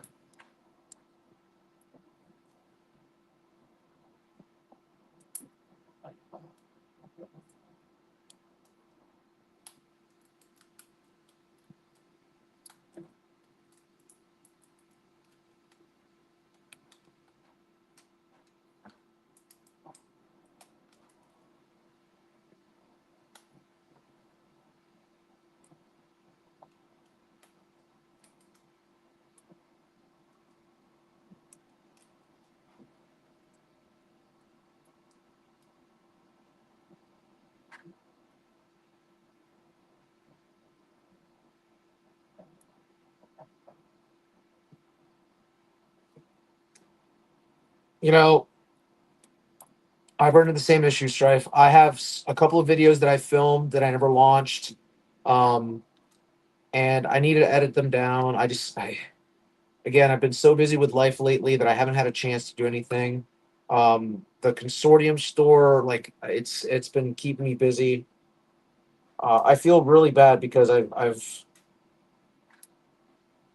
feel like I've let my channel dwindle a little bit this year. It's such an upward growth, averaging like 200 subscribers a year. Which I mean I know that doesn't sound like a lot, but for a small channel, it's decent.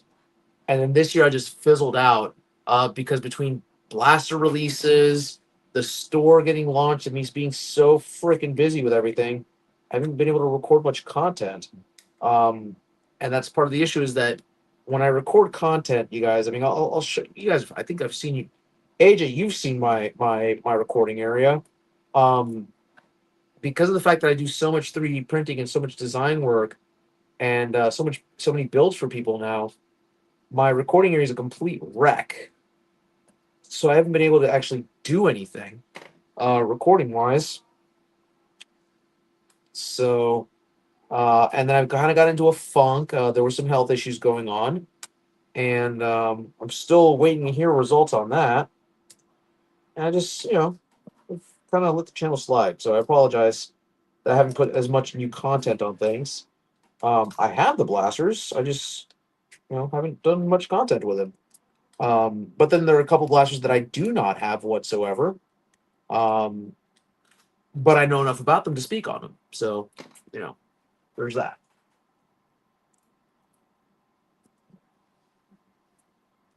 Yeah, I never released, what was it?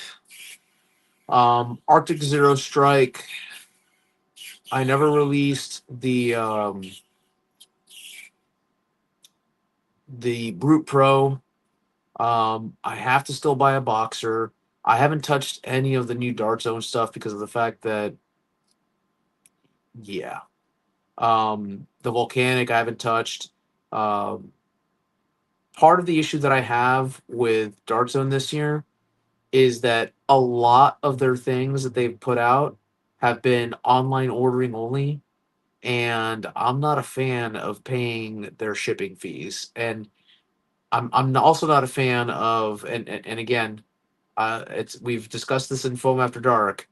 Um, I'm not a fan of a company bypassing retail pricing and markups, and then charging retail pricing on an out of bot like actually not even a box store, on a online store, when they don't have to worry about storage spaces or back stocks or markup costs. Like, no, I'm not saying asking for wholesale pricing, but don't go full retail pricing on certain things, not on things that do not deserve full retail pricing. So that's just that. um that's just my rant. They found a way to bypass the middleman, which is where normally the costs come in from the stores, and they're still charging the same price that a store would.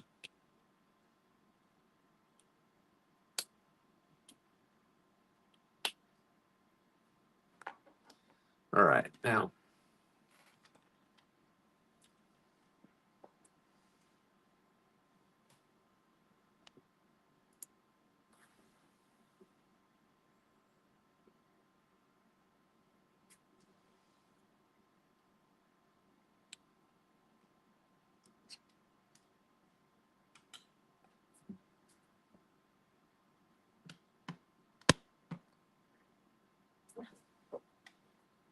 All right, AJ, this is your favorite part. Boom, boom, boom, boom, boom, boom, boom. Oh, I guess not. Maybe that's not your favorite part. What the heck?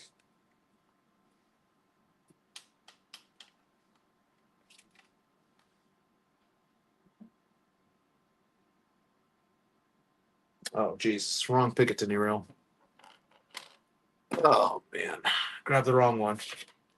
Just clear out the wrong reel. Good lord.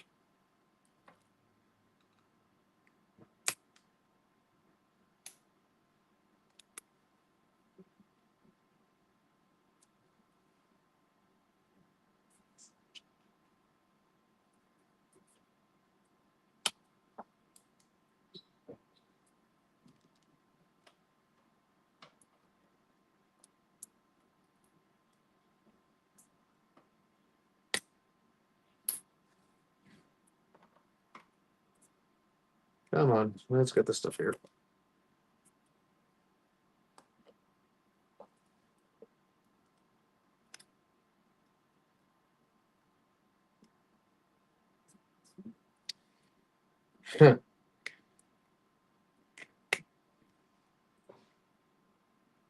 No, that's the thing. I do not. Oh, hold on.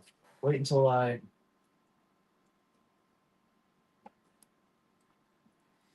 Yeah. Oh, you're talking about my videos. Yeah. That's one of the things. Um, I do put a lot of my heart and soul into all the videos that I do. Um, eh, every reaction you see in my videos is genuine. Whenever I seem excited, I'm excited. Whenever I'm angry, I'm actually angry. Um, when I when I have disappointed dad face, it is because am in fact disappointed dad facing. You know, anyone who's a dad knows exactly what I'm referring to when I say disappointed dad face.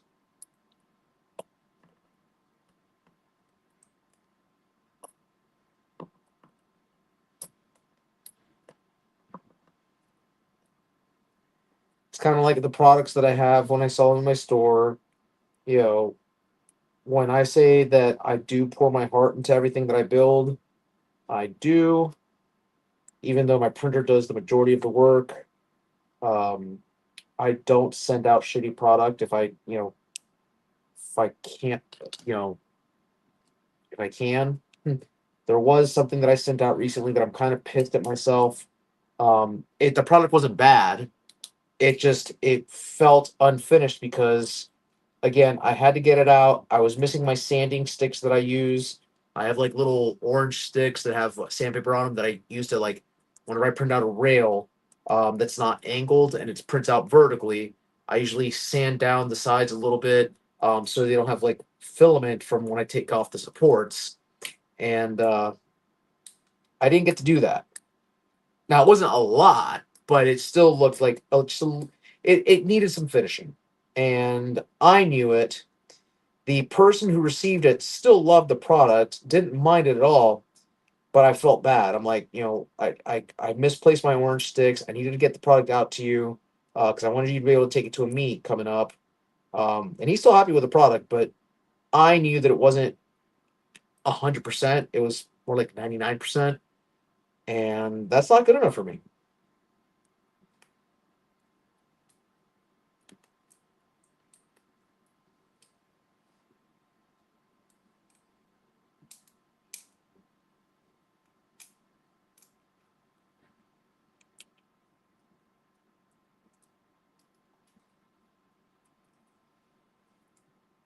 Nope. So I have not burned a finger yet, and I have, in fact, played with fire.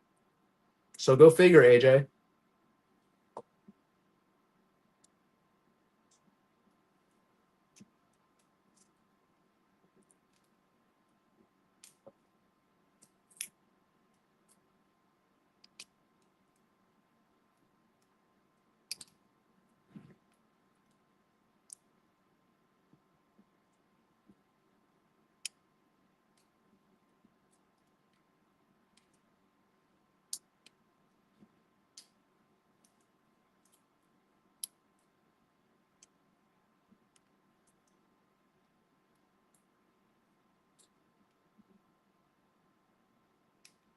Ow.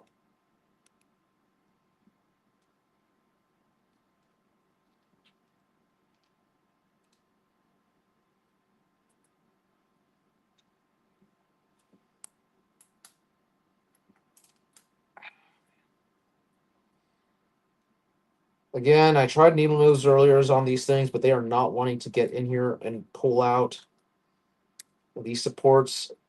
It's just the way that they're not actual supports, they're walls, and they are hard to pull out.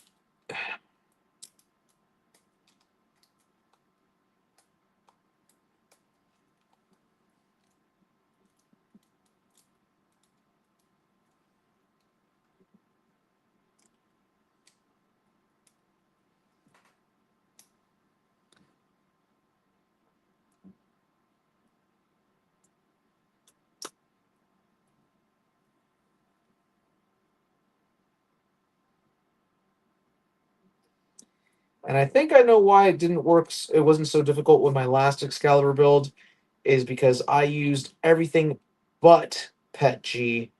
When it came, I used everything in Pet G but the rails on my last build. The rails were in PLA, so this was very brittle and they just snapped off.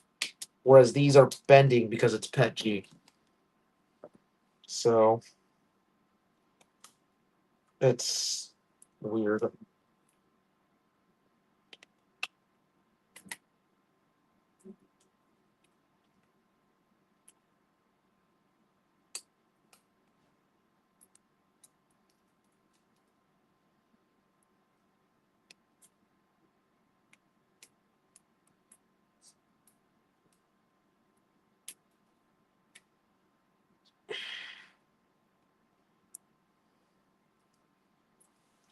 There's that skirt layer for that top.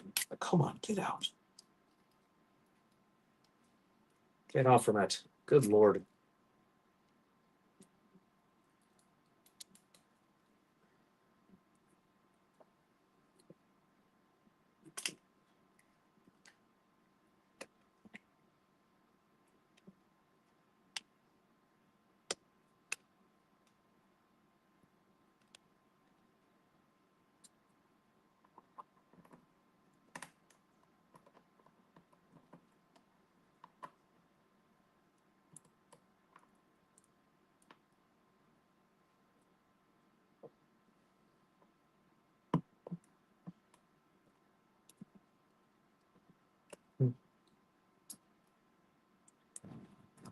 Dear Silly, next time you do a rail like this, just use supports. It would be so much easier to clear out tree supports than deal with this nonsense.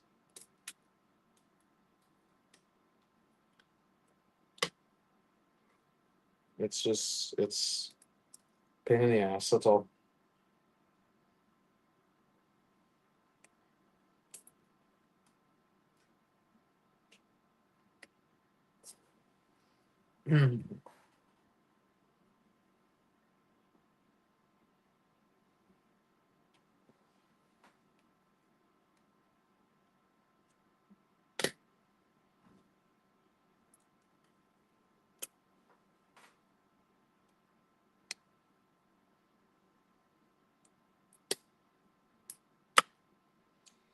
Though there is a, by the way, there is a new quote unquote blaster that I saw. It's not foam darts, uh, but it's a $22 self defense mechanism that actually shoots out steel darts.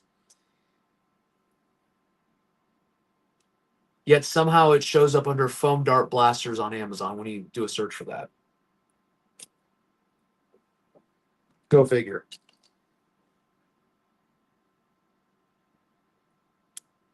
Definitely not a toy though.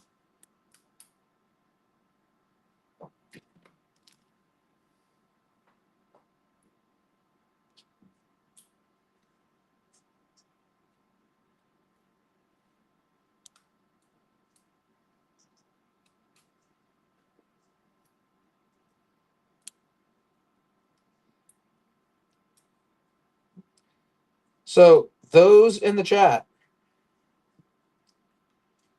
I'm gonna ask you guys an honest question. What are your top 5 blasters of the year? Because I've got my list, and I mean overall. Doesn't have to be pro. It can be regular blasters as well. Which one would you rank are your top 5 favorite of the year? And which ones are the worst or the most disappointing blasters of the year? I want to know your thoughts. Because so far this year, in my humble opinion, X Shot is taking 2 spots on that list.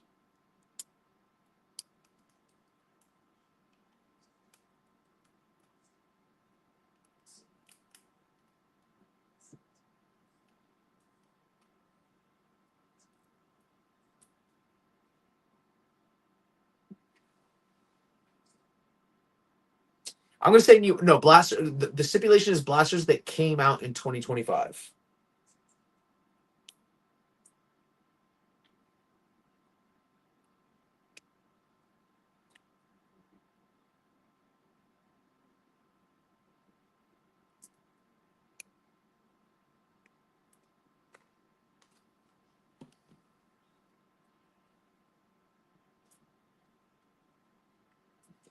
Now, AJ, I know that you do not usually buy blasters for yourself, so I know that's a hard question for you to answer.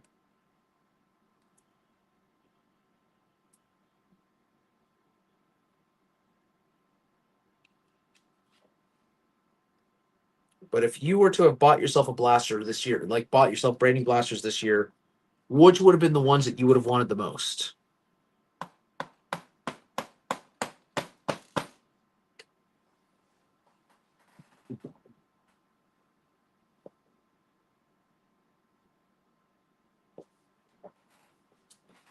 So piston pump definitely, in my opinion, is blaster of the year.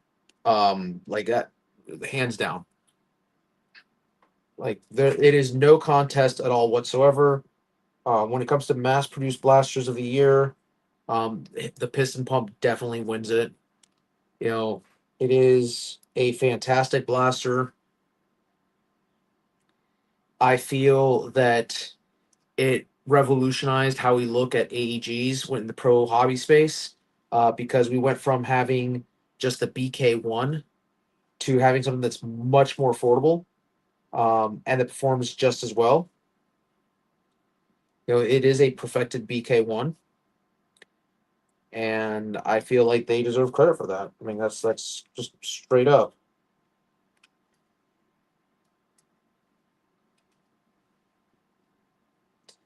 Fury X, absolutely. It is a compact sub 150 pro level blaster. That's a bullpup. Something that it is a bullpup pistol, and that's something that I've had not been seen up until that point in the hobby space. It had very few issues except for the magazine release, and that was an easy fix. That was addressed. I feel as if those two blasters did what they needed to do, and I can't take anything away from them. Like no notes whatsoever.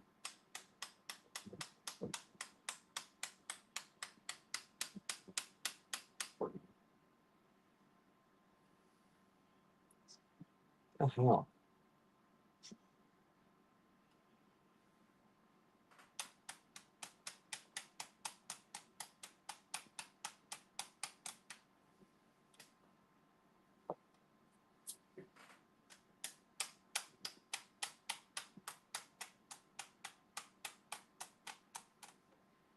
I will say that another one that belongs on the list of best of the year, even though I've not had a chance to get one yet. I will say the Brute, or not the Brute, the Boxer deserves a position up there. Um, Pro LMG, you know, that works.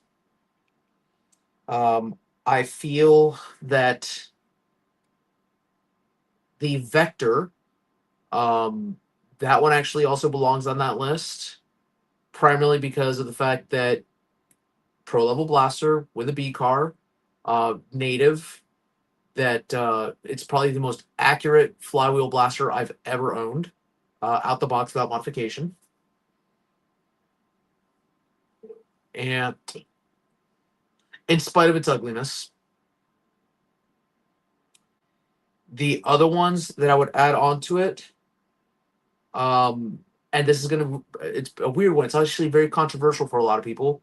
I would put Galactic Commander in there, mainly because of the fact that it is a return to form of what Hasbro slash Nerf should be. Um, and honestly, when I was firing it, when I did my review, the smile that I had on my face, that was absolutely genuine. I really liked it. I feel that that is what we need more out of N series, and less wards, in my opinion. So that's that's why I rank it there. Again, not for performance, because performance it's like it's mid. Um, but it was really an enjoyable blaster.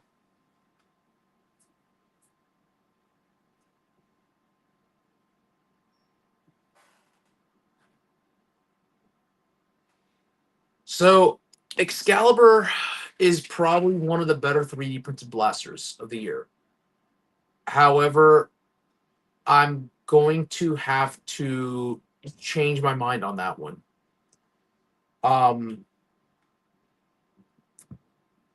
Excalibur, as good as it is, gets knocked down by one particular blaster.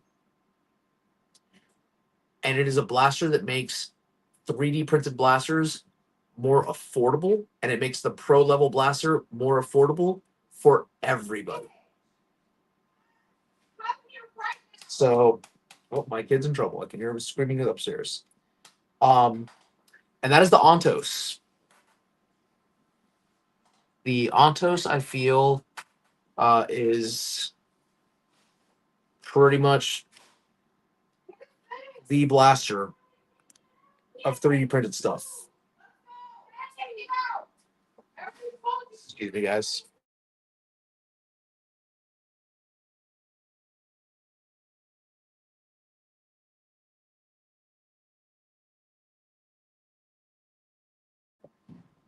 Sorry about that. Didn't feel like you always needed to hear my child be yelled at.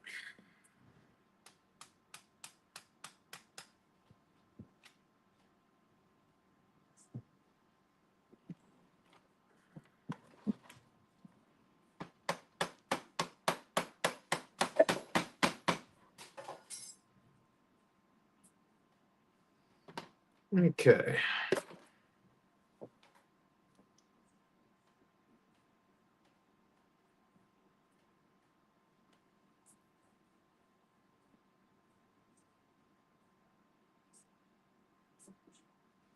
Why is this thing not wanting to find the holes again?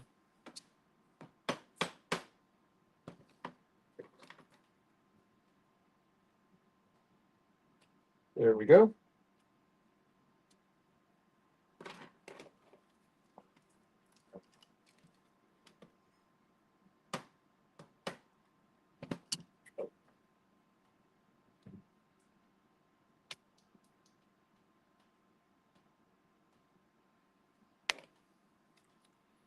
Oh boy.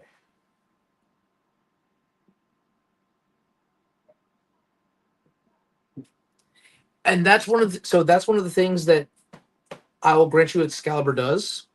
Um, but my only issue with Blaster of the Year is that in that sense, Excalibur is not any different than its predecessor, which is the Caliber. Um, that's the only reason why I don't give it that. What it does fantastic though. I was able to fire darts through Excalibur that I wasn't able to fit through any other pro level blaster, and that's kind of cool. Um, Such as the Nitro Shot standard lengths.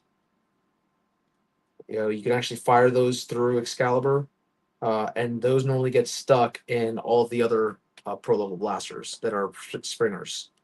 So, kudos to Silly for making that happen. Um, but again, there's that.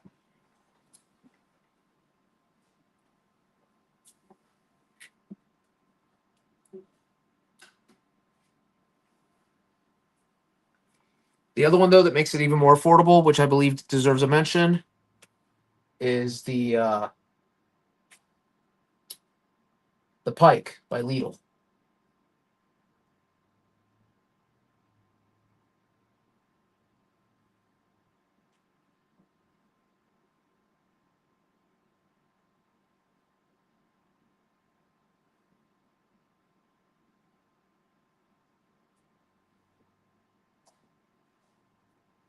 Sorry, guys, I'm going back up here to see how this goes together again.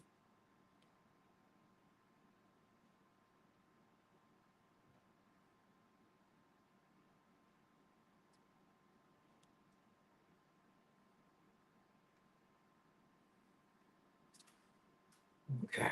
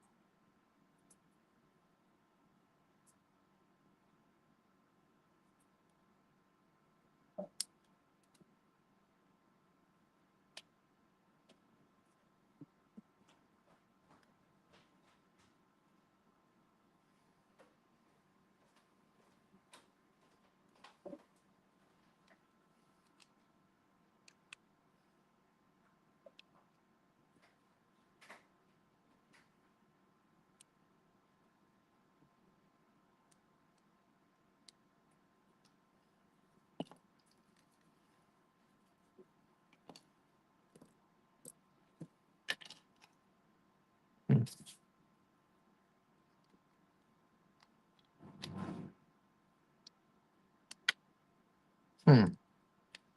Oh, Jesus.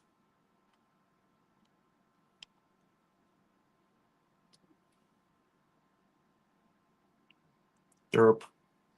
That's why. I had this upside down.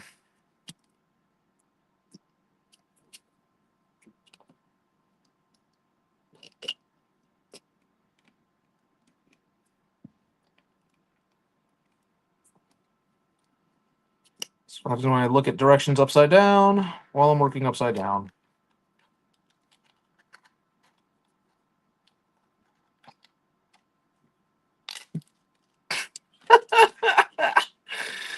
I hate this part. All right.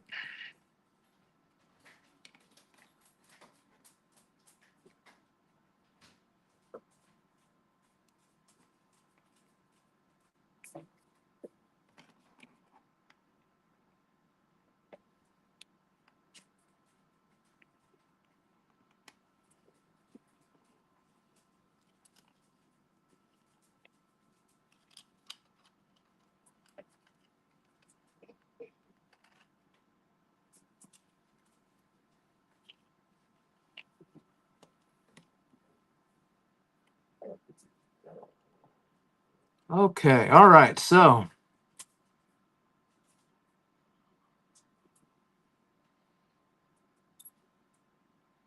oh gosh, Strife. Yeah, that would be. You know what?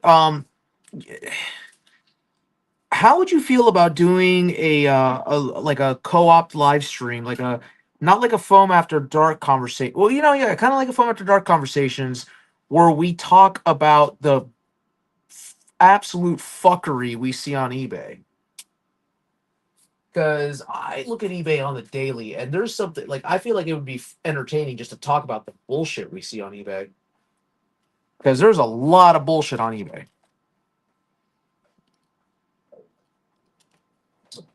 like a lot of bullshit on eBay.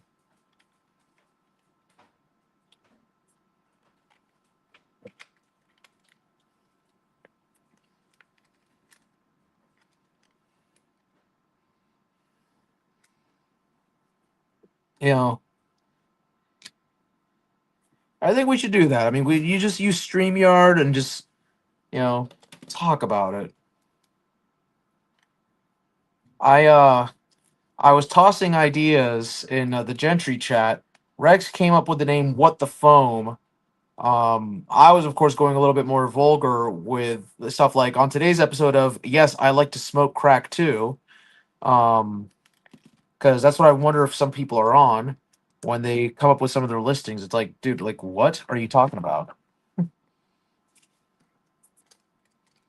So,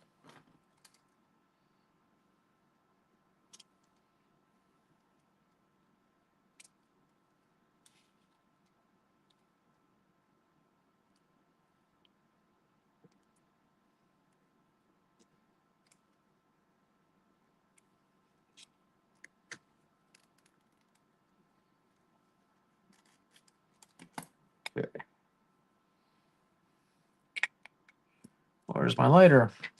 All right, AJ, here's where you get to see me burn myself, maybe. Let's see. Do I burn myself? Nope. No burning. Sorry.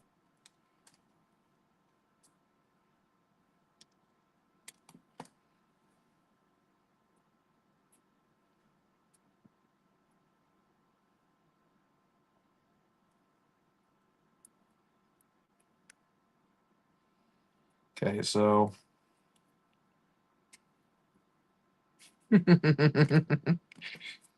Let's see if I burn myself again. Maybe. Let's see. Let's see.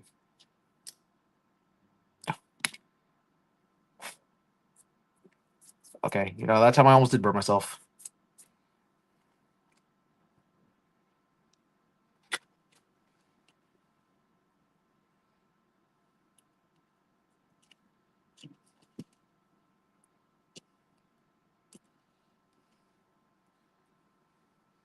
Oh man, I am the most OSHA non-friendly nerf tuber in existence.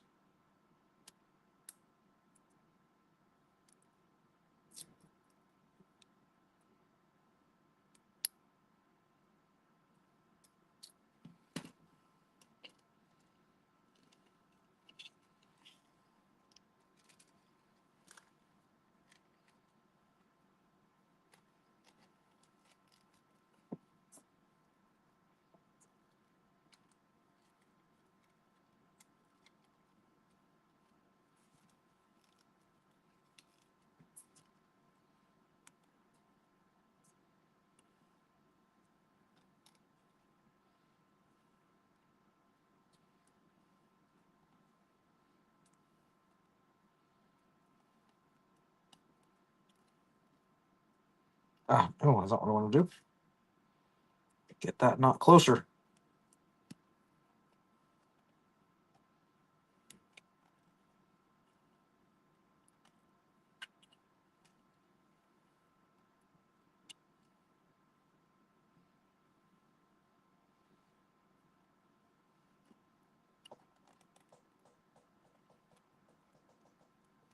So, oh man. All right.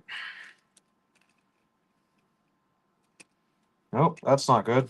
Need to get that closer.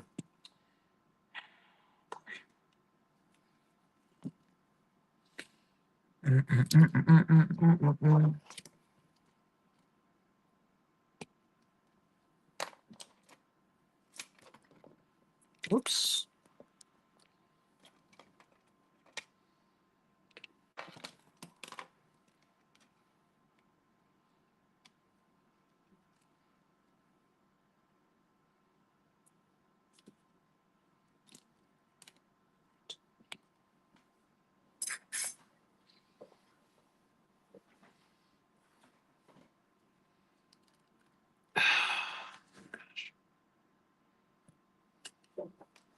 Do I have more of this particular cord? Is the question.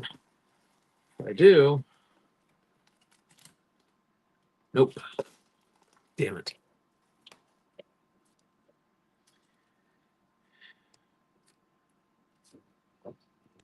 Hey, Andy Griff.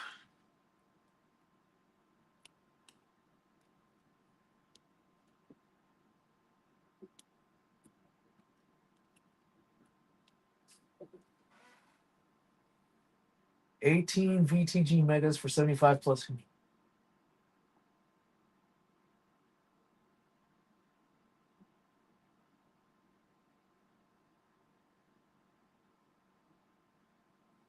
Ooh.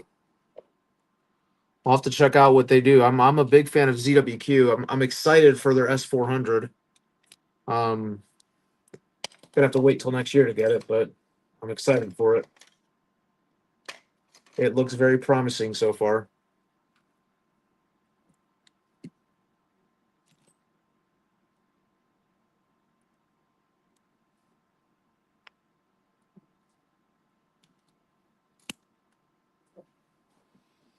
Find a flathead screwdriver I can wedge in there.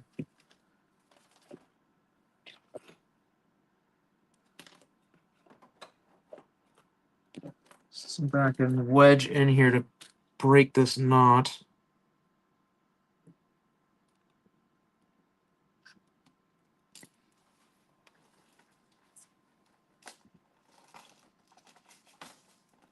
Should have something in here. Oh, there we go.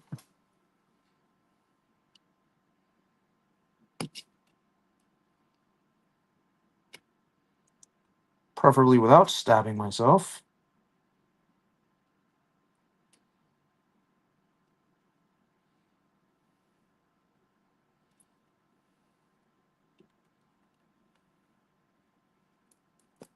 There we go.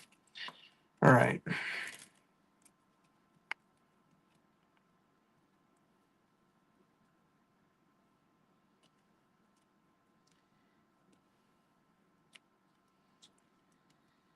So for those tuning in and not watching a recap, again, I am putting together an Excalibur for Gimsmods. Hopefully I'll be able to get this to him before the end of the year. It should be done by the end of by the end of the night. I should be done building it at least. There we go. That's a better hold on that.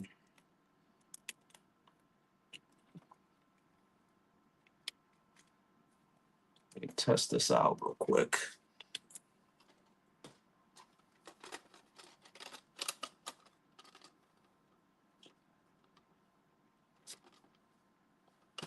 Yep. Got gravity drops. That works. All right.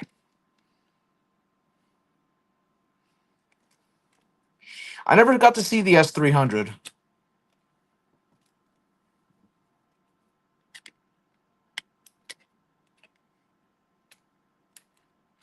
I got to see the S400, but not the S300.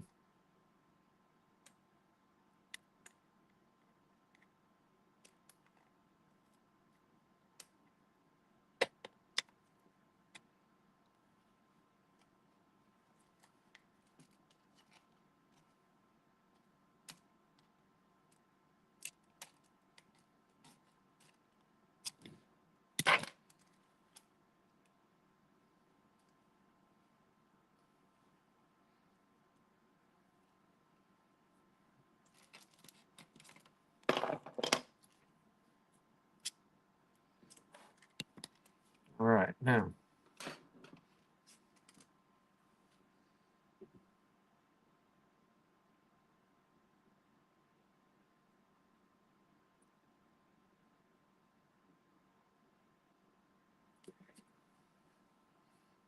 I have another piece here. Where is it? This is the part that connects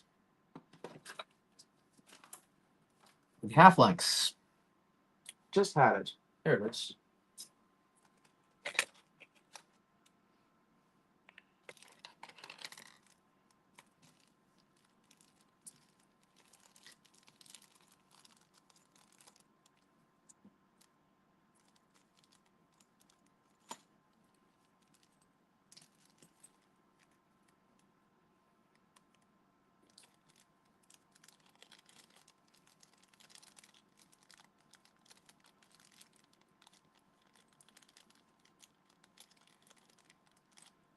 So, for those who didn't see my video on the Excalibur, again, this is the part that you actually just slap in there. You take that out, and that actually allows you to drop the half dart adapter. So that's really all that's holding it in. It's just that. So you want me to finish your? You know what? I've never built a smiley. I would love to build it. That's the thing, guys. I love building things. I am. It relaxes me. What can I say? I enjoy it. It relaxes me. It makes me feel like I'm doing something. So, you know, this is pretty much the magwell right here. Now, of course, I just need to go ahead and actually screw these parts in right quick. Gonna take care of that real fast. Um, and then comes the final bits. We're almost completely done with this. I know it's taken a while. Part of it's been because I've been talking with the chat. The other part is because I had to take a break to print something.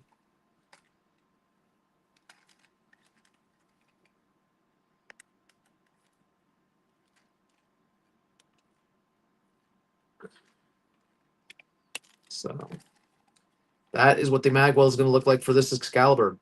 I think that that looks really sharp. What do y'all think?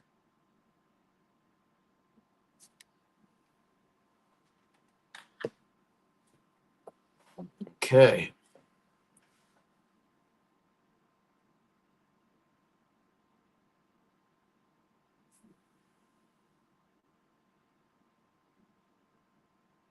All right, now comes for the back and spring window.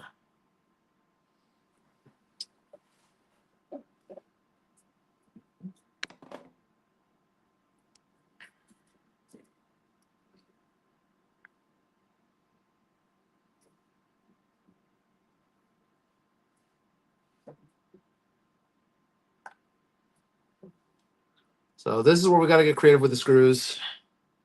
This should drop in right here. Drop that in right there. And then I got to screw one in. I'll just screw the other one in as well.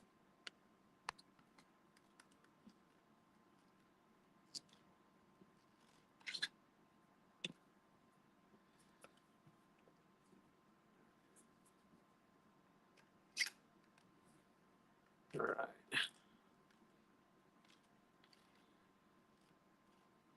AJ, sadly, I cannot switch over to look at text messages right now. I would love to see the S300, but if I do, it'll mess up the live stream. But I'll look at it when we're done. So thank you, Eddie. Thank you for sending it up to AJ to send to me. So there we got this. Now we got to assemble the stock. Oh boy! All right, gonna set this to the side for now. Stock itself, pretty simple.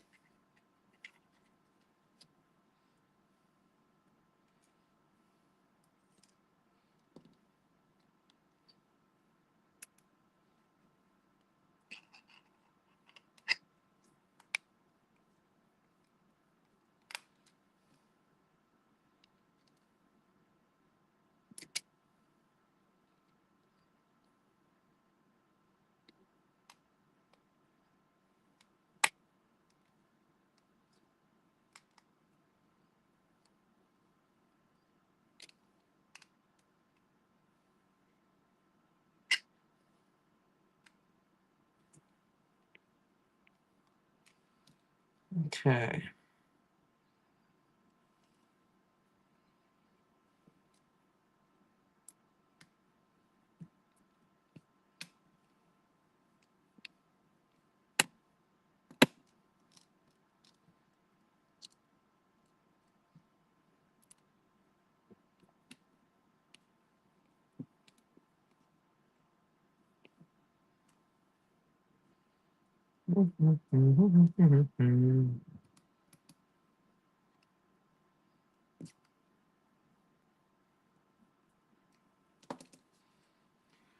All right, so now next thing we're gonna do is just assemble this bit right here. This is where we take our leftover bars. Where did they go? They're right here. We slide them in the two holes down here. They should line up. And they'll line up there as well. And then we're going to use, again, two more of these small screws down here.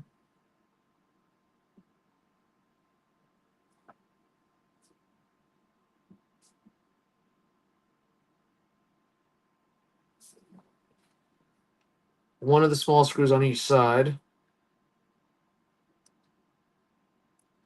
And then we use a 3/16 screw on the back one.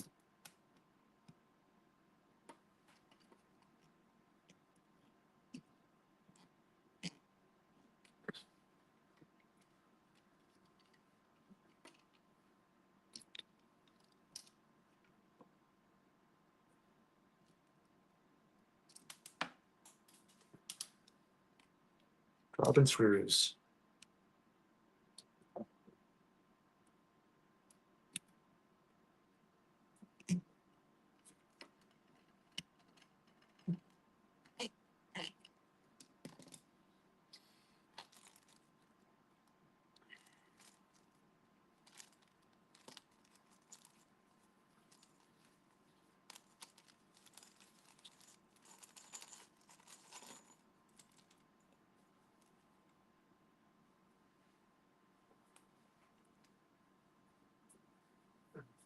$16.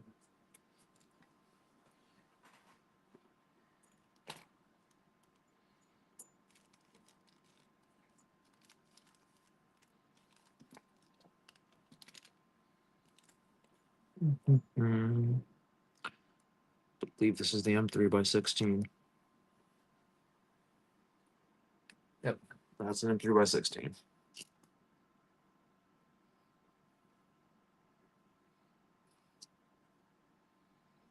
I have my M3x16 screwdriver around here somewhere.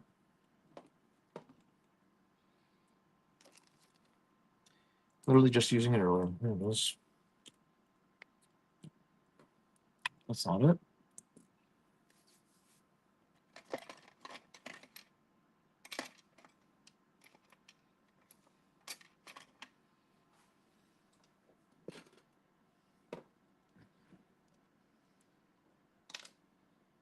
Hmm.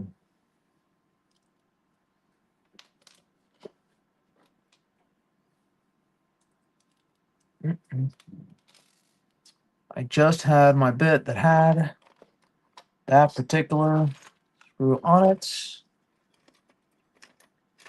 And gotta love it.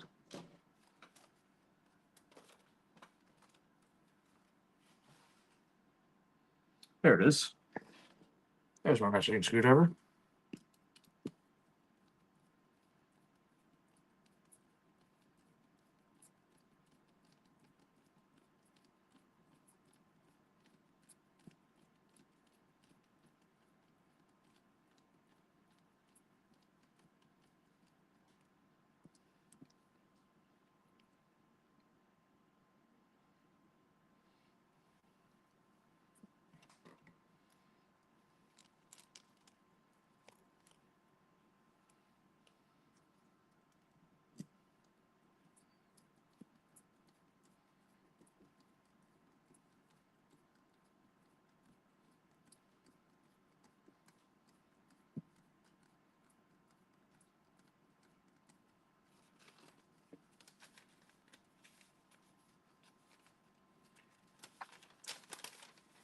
Hey, primate.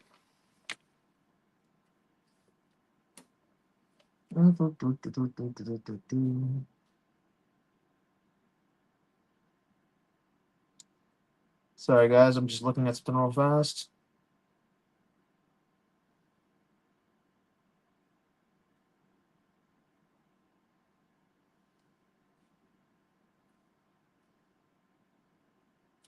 Yep. All right. Let's tighten this back here just a little bit more.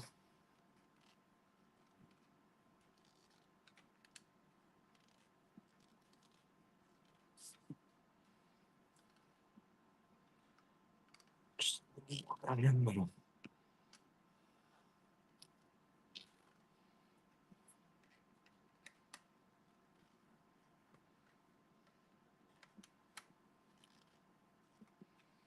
All right. So this is our back area. We're pretty much set with that.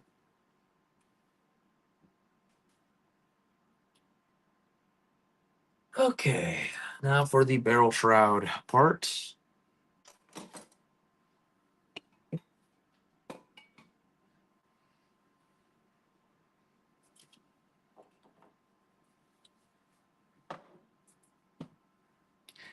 Last part before we just assemble everything together. Yay. Okay.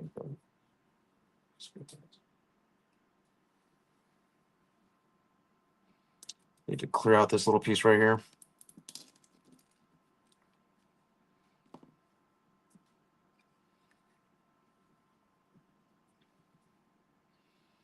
There's an M3 square nut that should go in here. That would be it right here.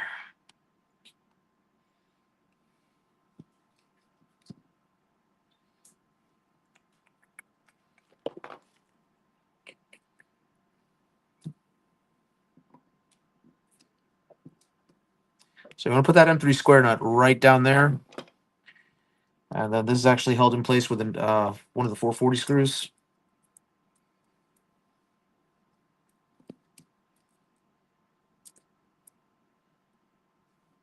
Thank goodness for magnetic screwdrivers, huh? So that is what's actually going to be holding the barrel in place, this screw right here. So that's a good thing.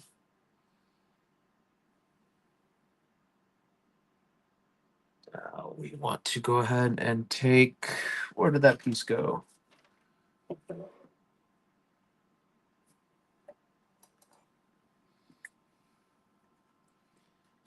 This piece right here.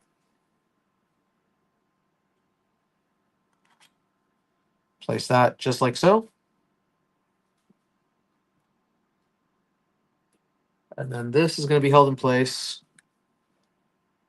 by one number 4 screw.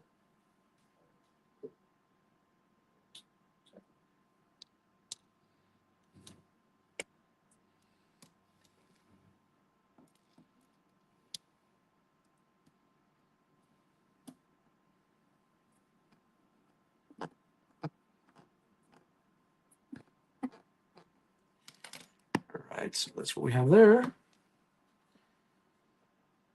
And that's pretty much done for that. Now, the front of the barrel shroud.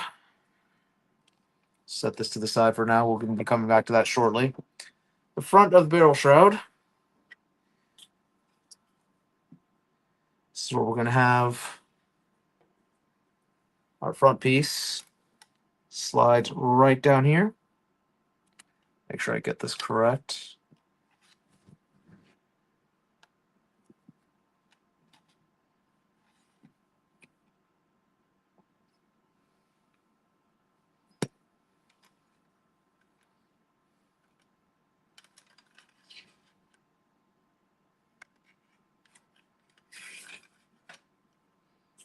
Okay.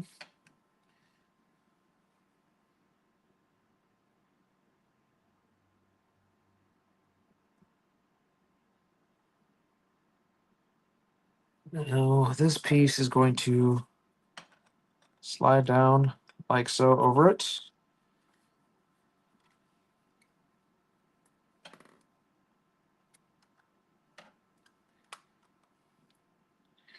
Then this goes with M3 by 35 screws. These are the big screws that are included with the actual set.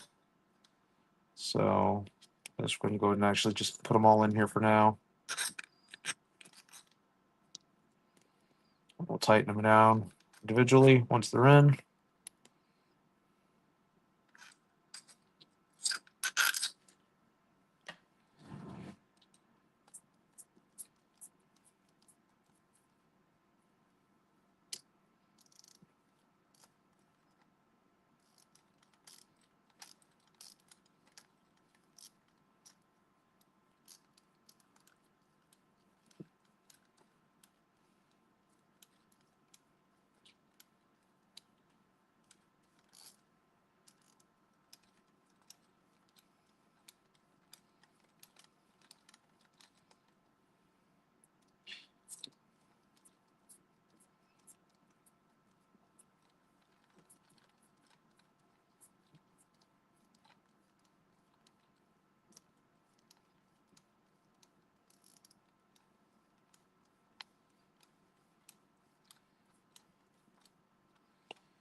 All right, guys. So, again, this is just tightening down. I know it's boring like all hell. Let me sit down for this.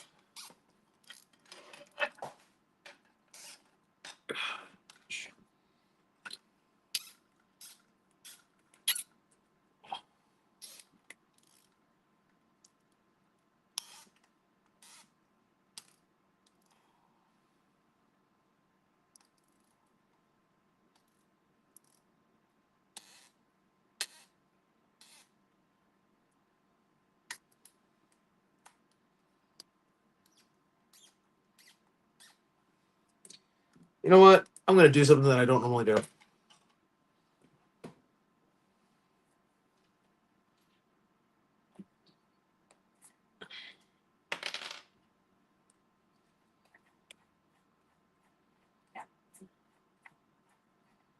Busting out the power tools.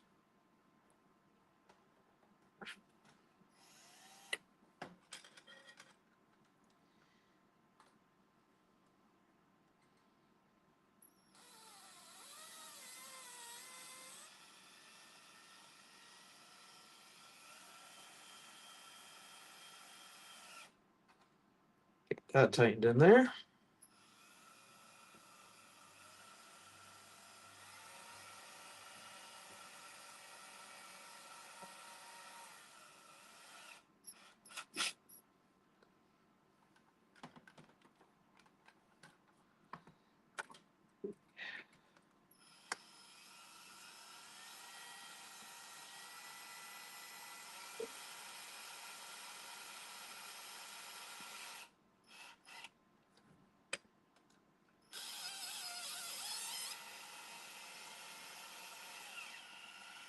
There we go.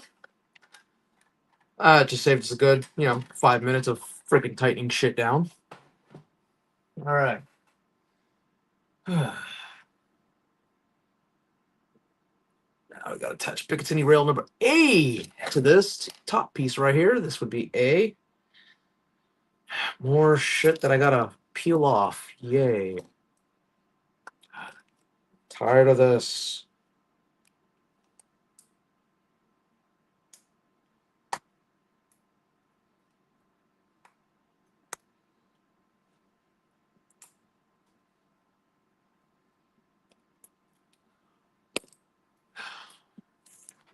So, for those wondering, the reason that this was not done before I went live is because literally these parts had just finished. These pieces had just finished printing before I decided, hey, you know what? Let me assemble this while I'm going live. So I'd had a chance to finish these and take these off.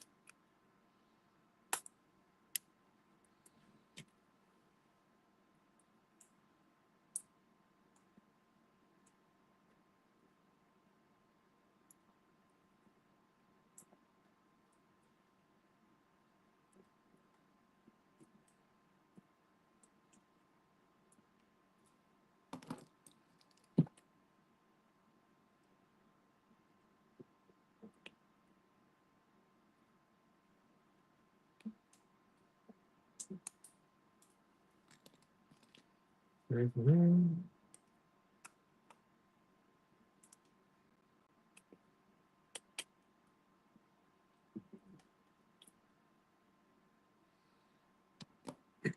Mm.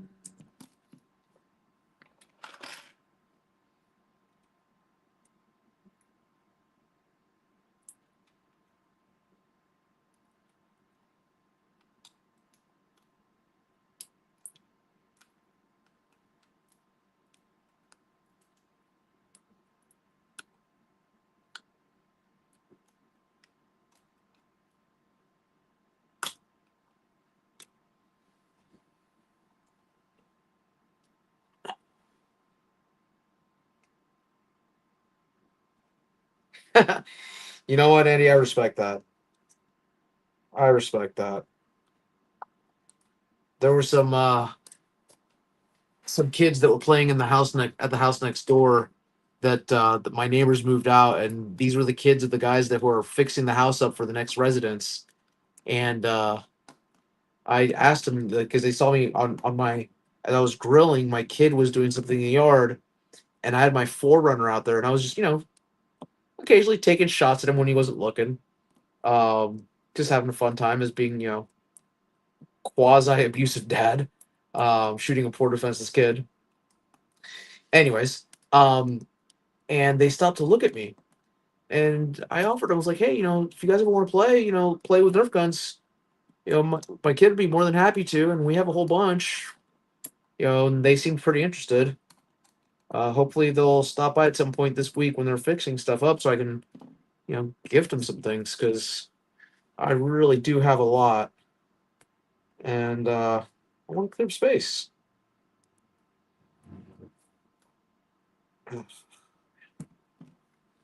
All right, slap this on here. Ow.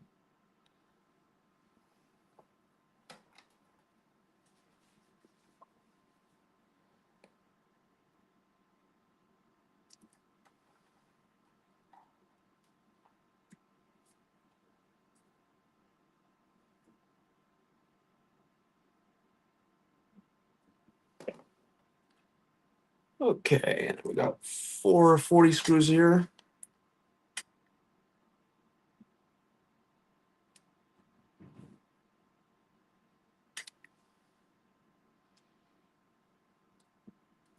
See, I feel like the Venom, even, and it's funny, as much as I give the hate to the Venom, I do feel like it is actually a decent blaster for what it is.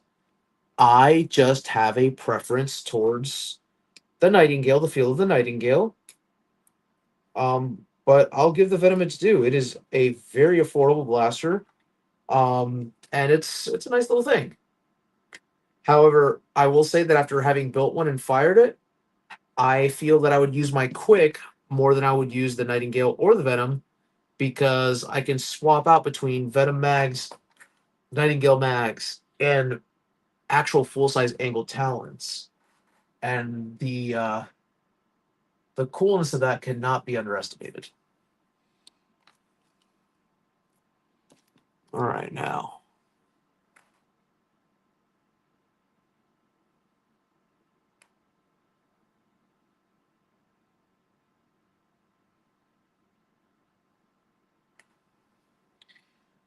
I mean, yeah, but I again, I that's one gimmick that I don't see a need for. Um, I already have now 3 Venoms in my lifetime. I've had 4 total, so I don't feel the need of going out and buying the UV Venom.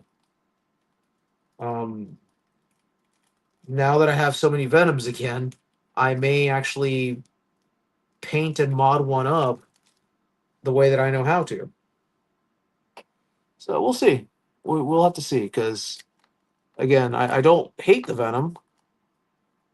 I just don't have a use for it, respectively. Which is this one? Shit.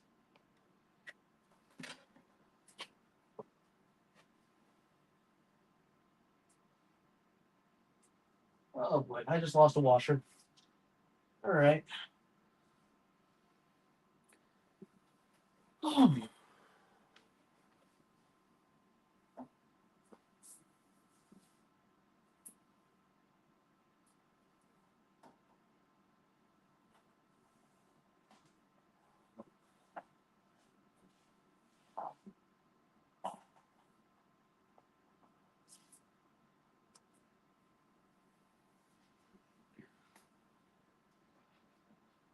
there it is.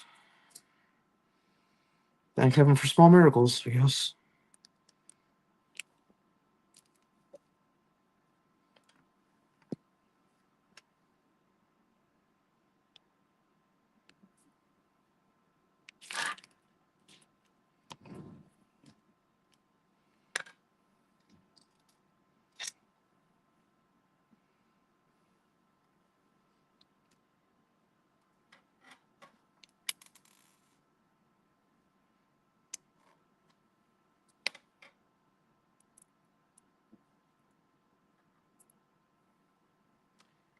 Okay, what are we talking about here? What is this? Yep.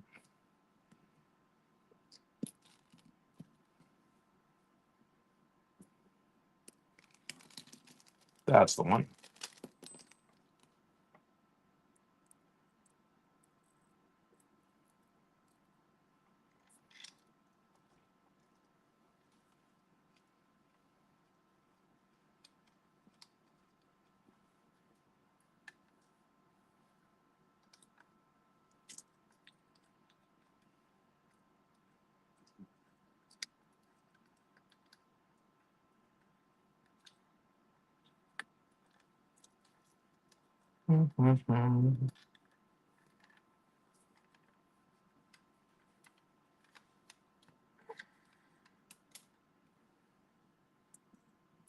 Where did that be?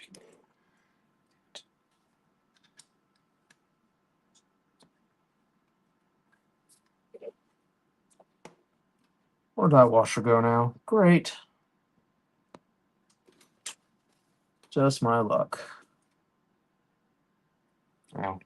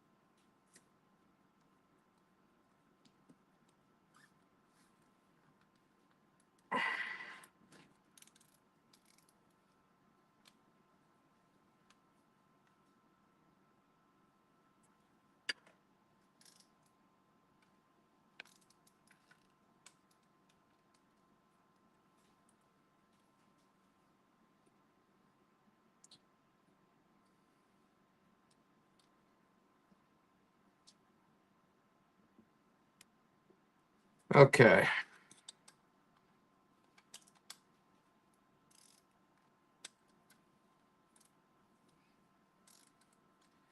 So we're running into an issue here with this being a little too tight, so I need to figure something out here.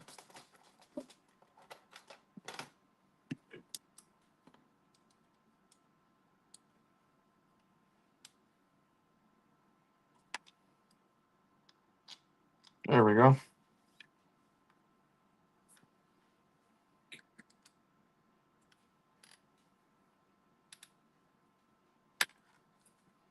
No, that's not right. Something's going wrong here. Apologize, guys. I'm kind of quiet here.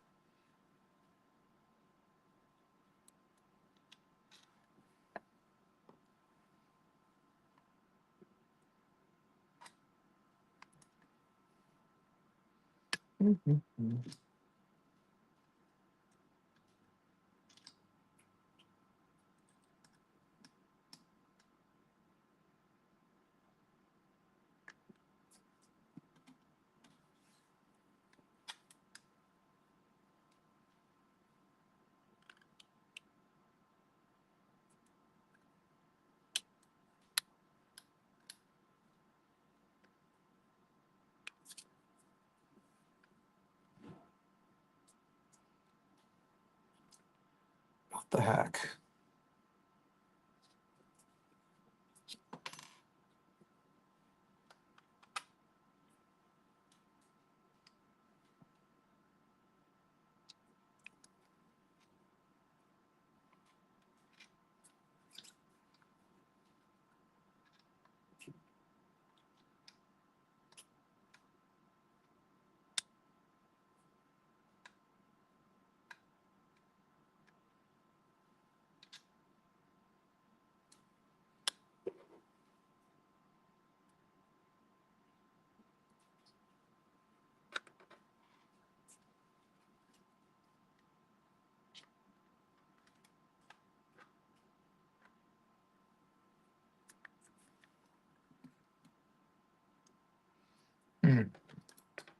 Interesting.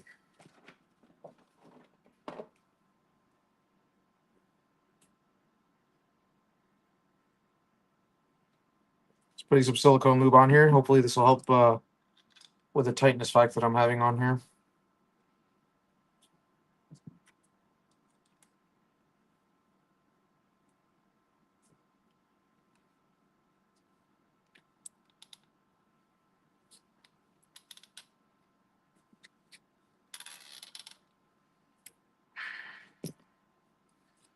Okay.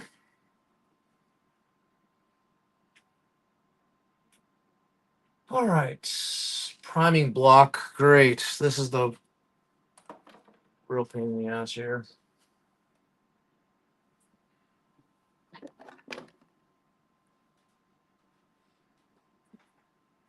Yeah. It'd be nice if I could, if that would work. Fortunately, it does not. Sadly, it does not. Let me see something real quick, because it looks like everything lines up there, but it's not for some reason.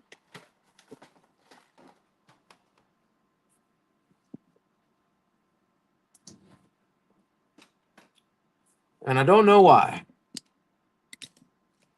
But it is what it is. Now, prime block, of course, this is what makes it go boom. So we're going to use our 6 ball bearings.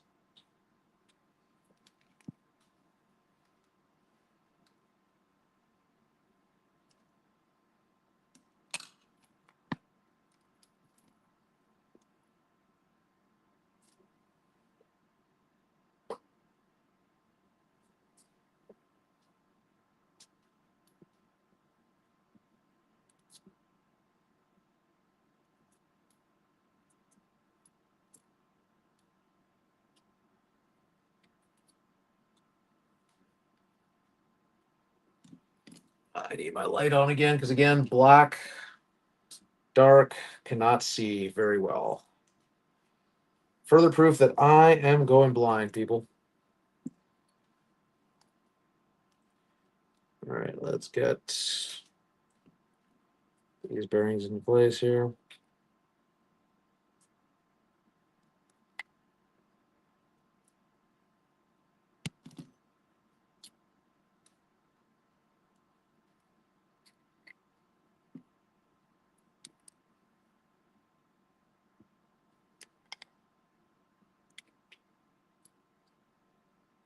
There's one.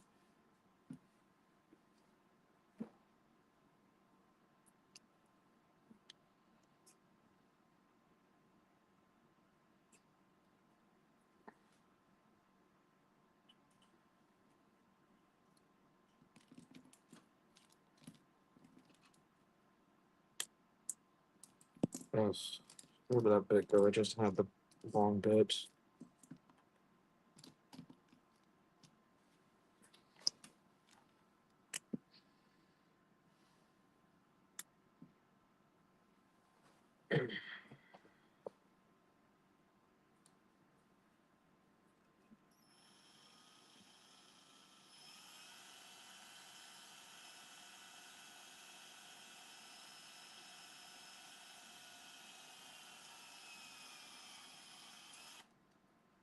Okay, there's one.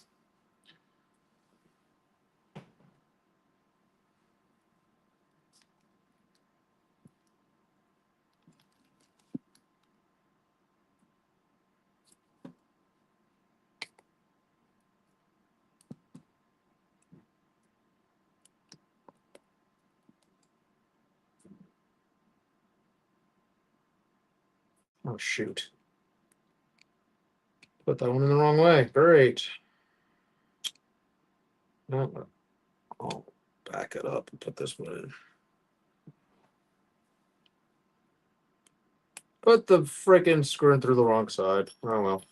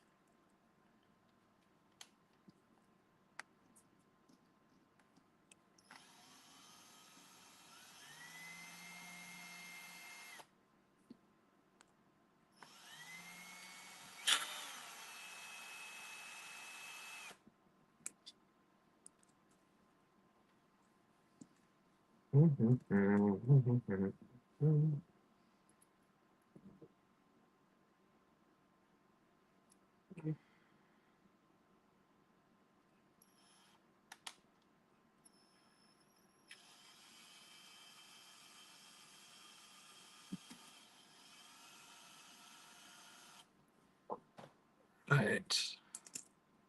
Those bearings are in. Now, we got to fit in these other bearings next. See, Andy.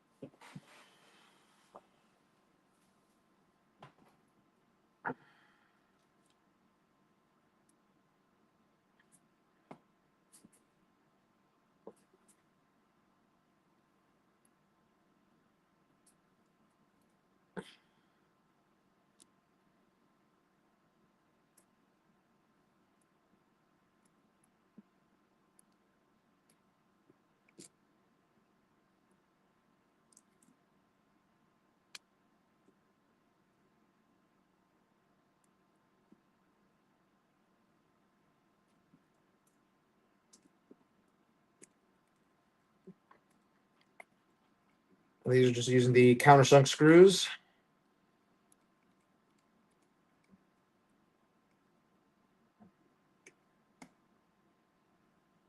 One on each side.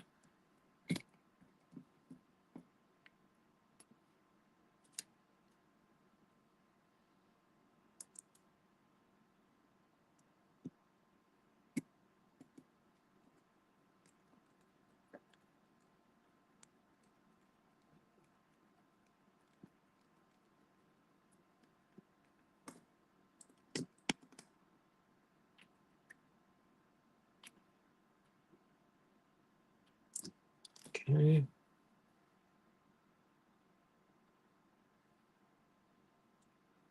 Then we have two more that go on each side right here.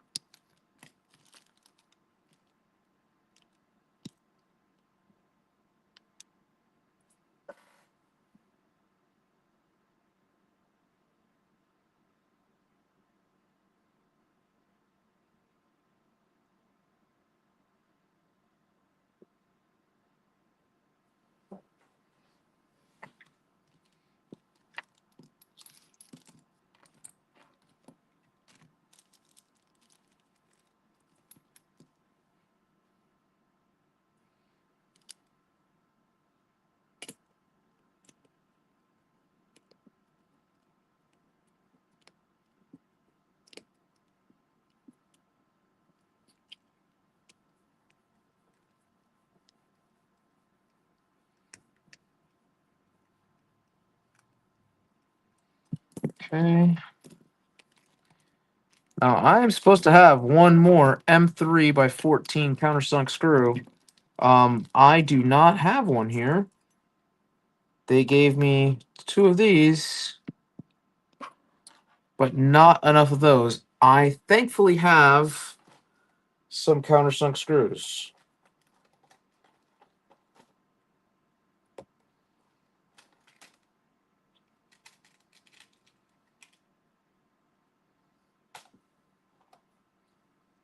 They're not M3 by 14, but they'll work.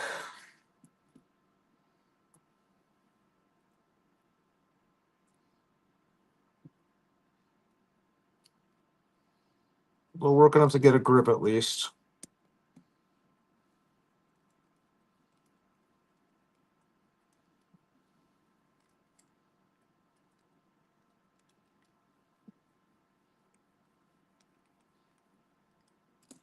So at least there's that. And that is our priming handle done.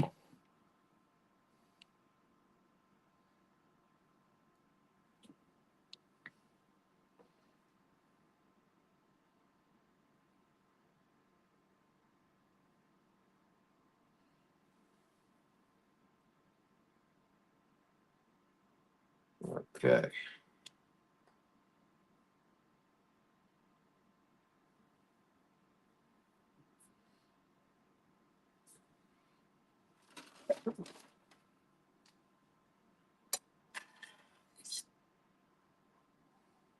So assembly of this thing, basically it's, going like so.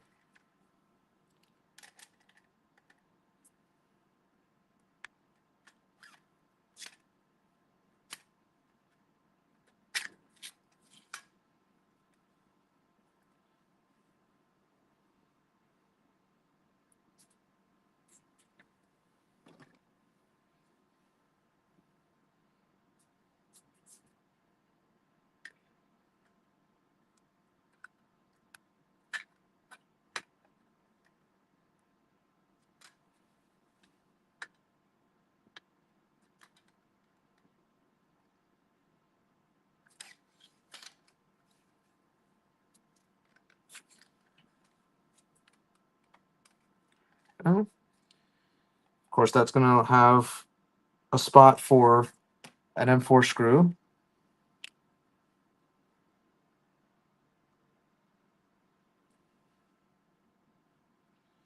Which we're going to go ahead and actually screw in now.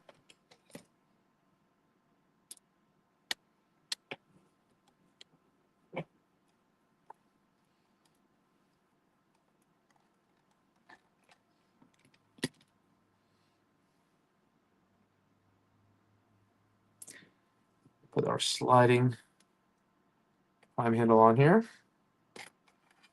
like so.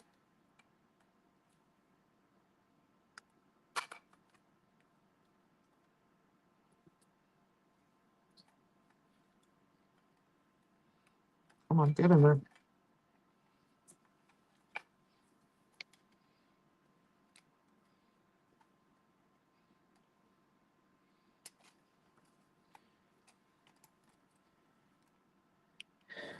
Screw in with these bad boys right here.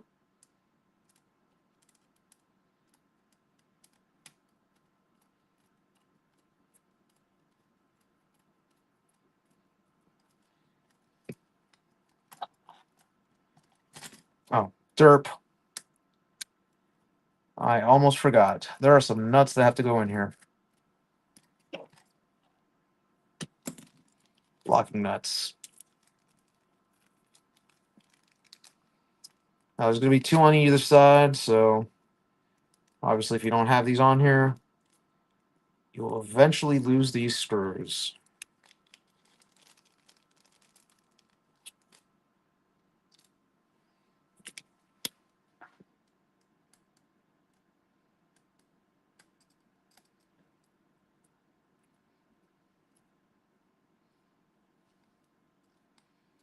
That locks down.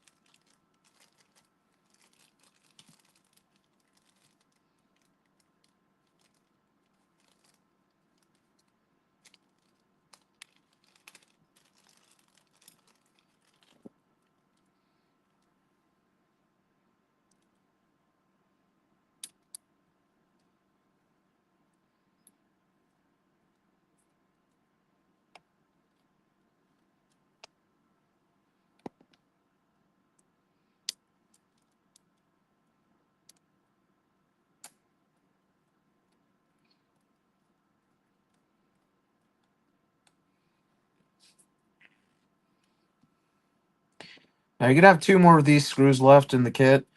These actually help to hold the blaster together later on. You'll see momentarily.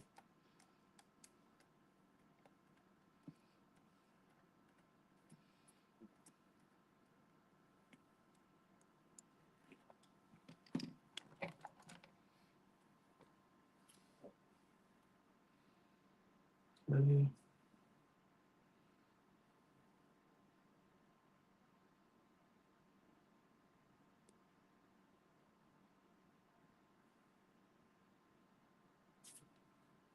Finger burn? What do you mean? Who's got a finger burn? Do I have a finger burn? Probably. I know I did touch a hot lighter earlier, so.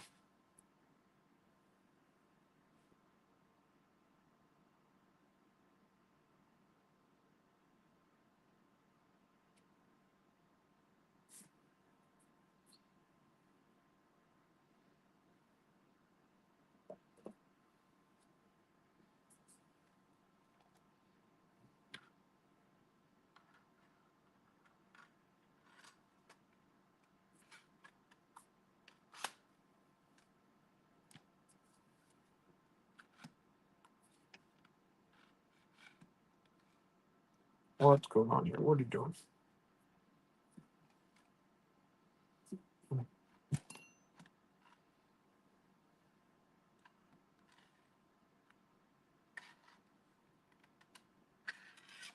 Hmm. What happened here?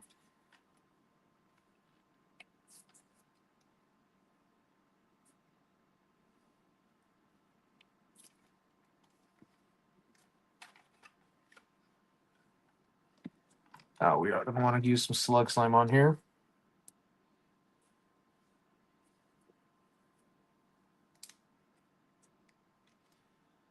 Lube up our O-rings, obviously, because it helps.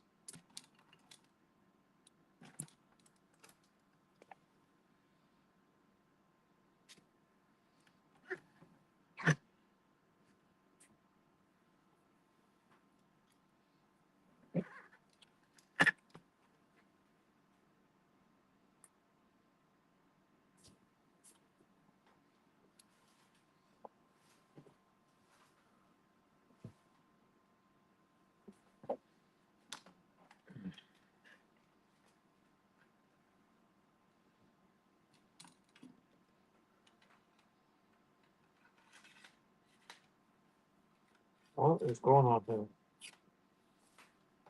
What is opening this right now?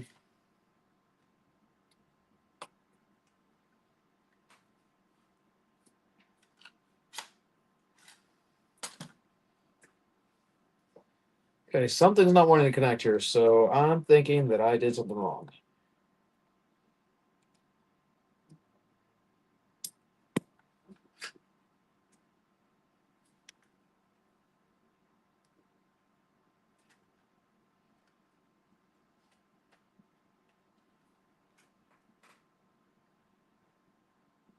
Well, that's there. That connects all the way through.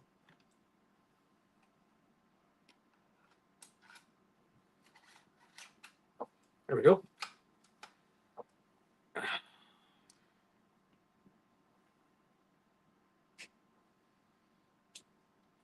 When all else fails, you got to go back to go forward, right?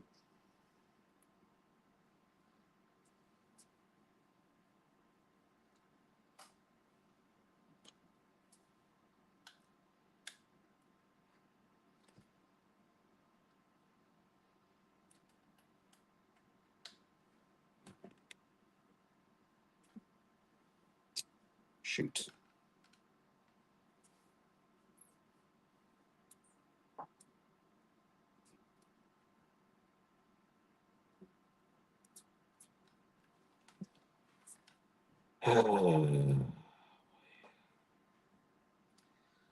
Now this got stuck in here, so we got to take this out real quick.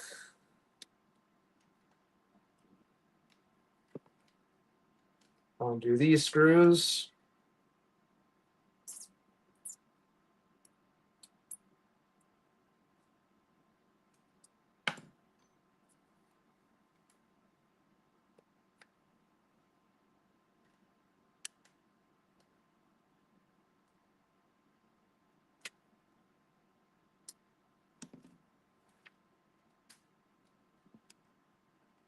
There we go.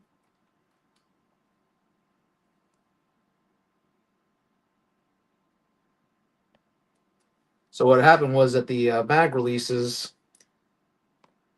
got pushed underneath where someplace they weren't supposed to go. So I had to unscrew this real quick to pull them out. Quick little fix.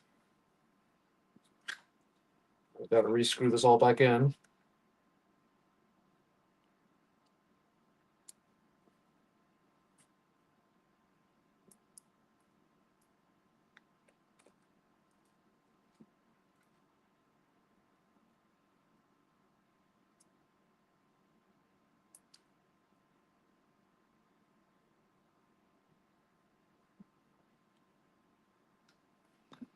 Okay. So this is the actual front half of Excalibur, as you can see. Is a different front end than most of the other people. Usually they have the solid front. This actually has the sword emblem up and down the front barrel shroud. So I'm going to set this to the side now, work on the back of the blaster. Go from there. So, of course, we have the back right here. This should just slip down just like so.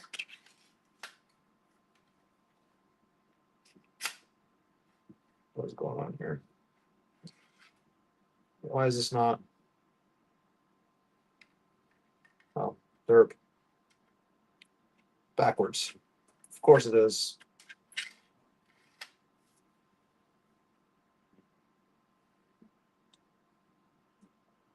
Now.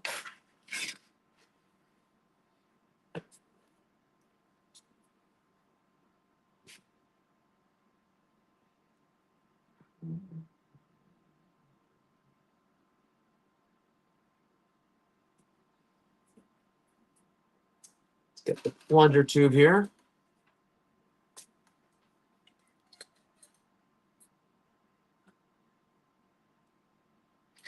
Yeah, it happens. You know, what can I say? It does happen. So we're going to want to get our long tube because it comes with two actual tubes here.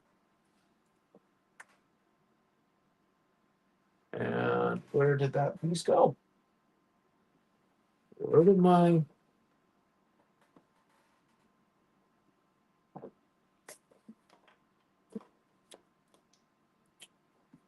I just had the trigger. Where did it go? How do I lose an entire piece of a blaster? What the hell?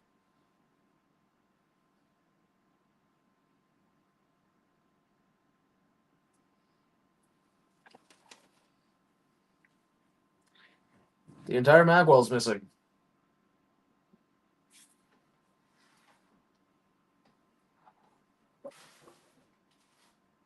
Oh, Jesus. It's right here next to me. My gosh.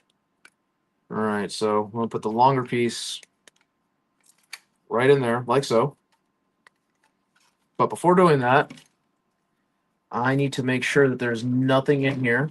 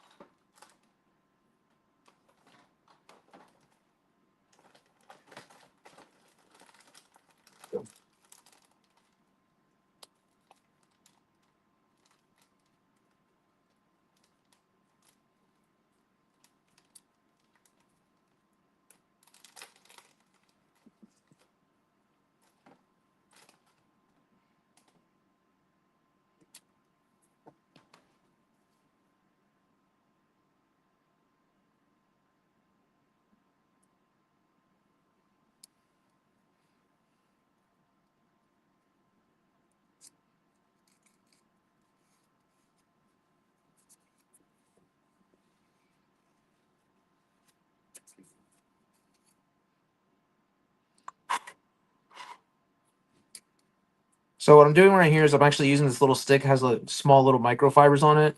I'm making sure there's no burrs or anything in there. Just swiveling around. Then I'm going to lubricate the hell out of this thing. before I put the plunger tube in.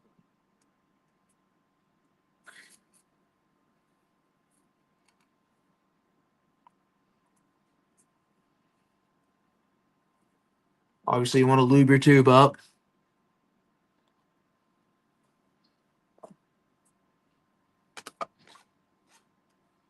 I got to put the plunger in there.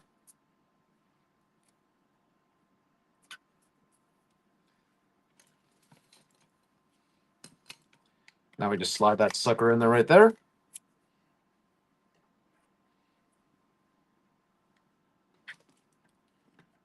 This should just slap down like so.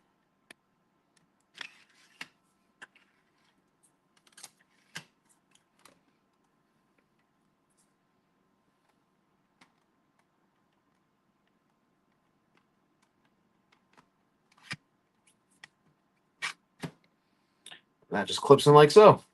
So that is the back end of the blaster. Now, technically, we can go ahead and actually put our spring in right now. I will go ahead and actually do that. Let's get this out of here real quick. This is a K25 spring. Now you can put, for extra power, put a K31 and a K25 in here. That makes it into the equivalent of an 18 kilogram spring. And that gives you some pretty decent power out of this blaster. Of course, you can put an actual 18 kilogram like saber spring in here, and you should get some pretty interesting numbers as well. So we'll get that here. We're going to connect the back to the front.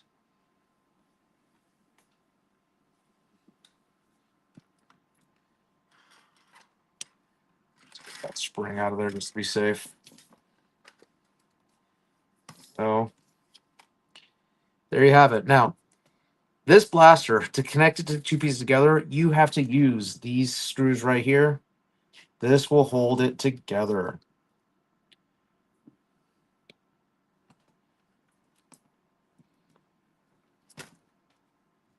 Of course.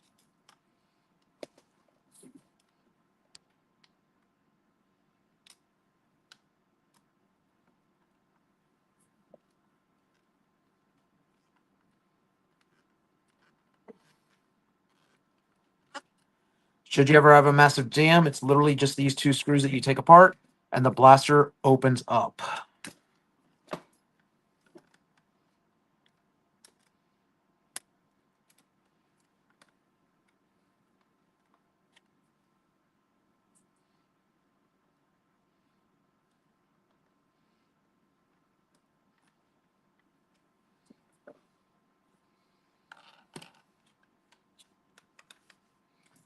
Spring just slip right in there.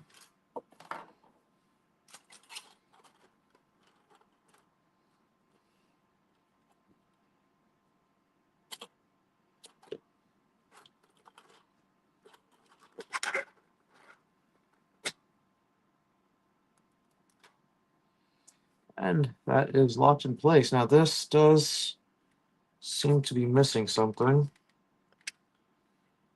Oh, the tension bar. That is what holds this blaster together.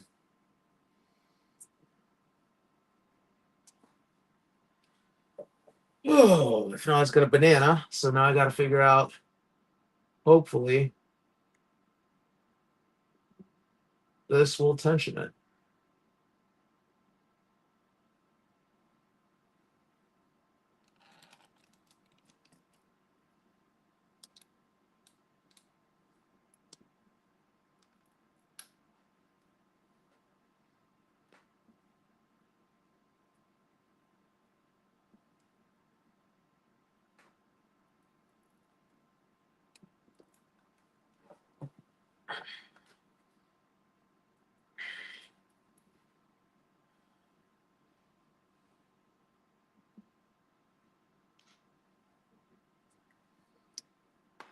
Okay, so something with this right here is not wanting to connect properly.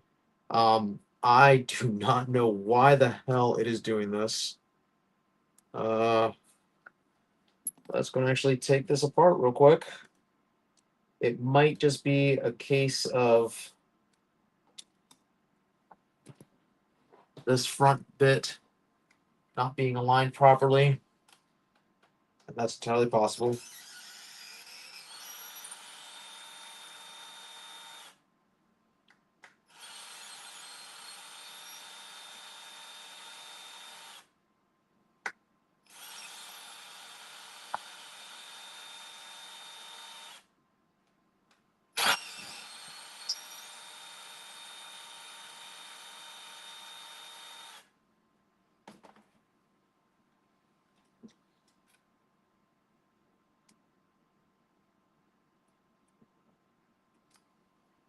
It's a good looking blaster. It is probably one of the best, sharpest looking springers I've ever built. This is being built for Gimsmods. And yeah, it's one of those things. You guys see my mistakes that I make here. I don't mind showing them because it's all part of the process. And that way people can see, hey, no, look, stuff happens when you build a blaster sometimes. It's not everyone's perfect. Mistakes are made. As they say, shit happens.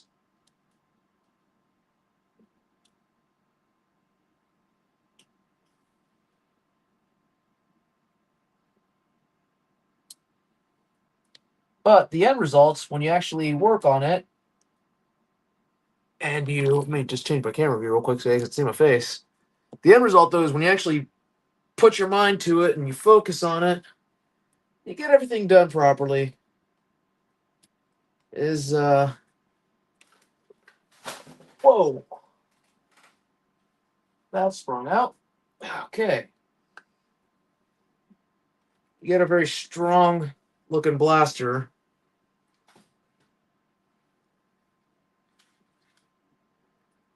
and that's what it was. This was bent, not angled properly.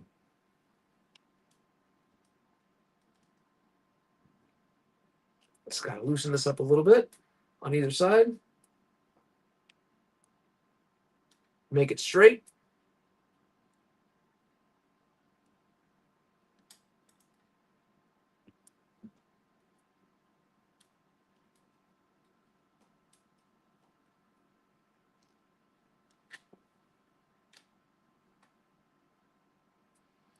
That should hopefully fit in properly now.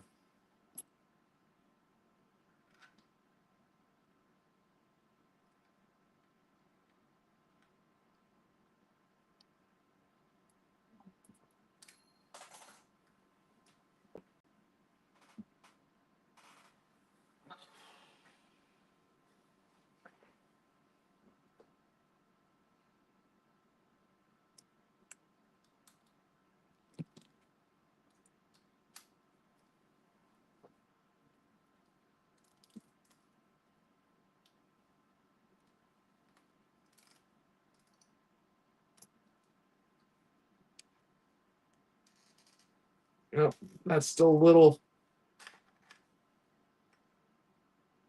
weird on there. Needs to be undone just a little bit here. Let's go.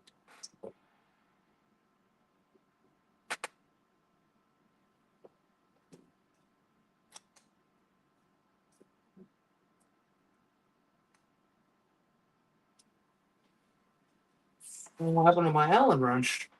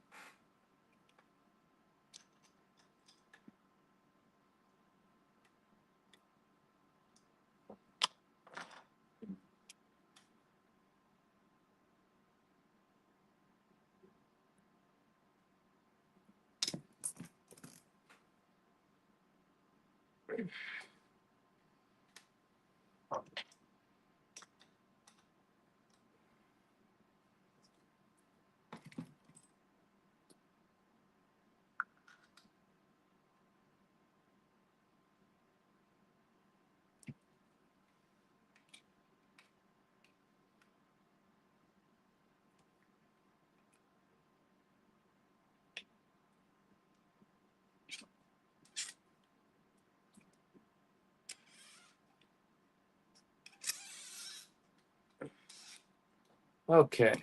All right. Now that seems to be going in a little bit more smoothly now. So let's go ahead and actually lock this sucker down.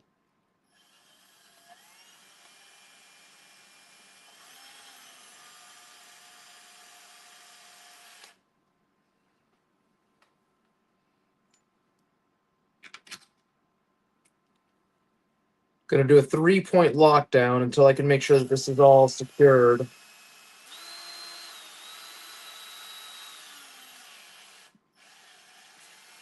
Just in case I have to take it apart again.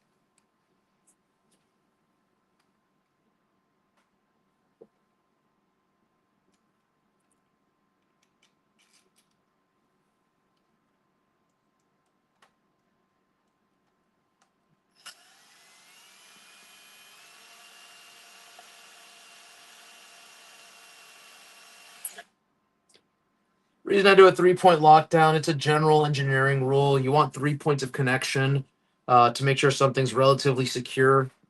It's kind of like when you put on a tire, you need to make sure you have at least 3 of your nuts connected to the actual rim so that the tire doesn't fall off. Any mechanic worth their weight will tell you that. Worth their weight in salt, I should say. Anyone who ever operated a Springer before or modded will tell you that you want to. Shit. We'll tell you also that you want to connect at least 3 parts, no matter what, to make sure that your blaster can prime and fire. I would do 4 technically, but you want to do the main stress points on a blaster before you prime it. I gotta find one of these screws that fell on my floor here.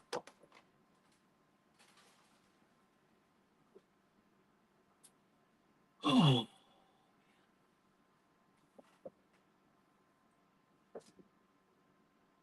Here it is.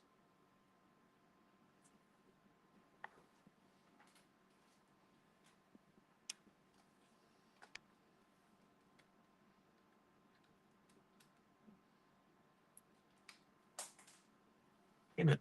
Keep on losing these screws. Gosh. All right.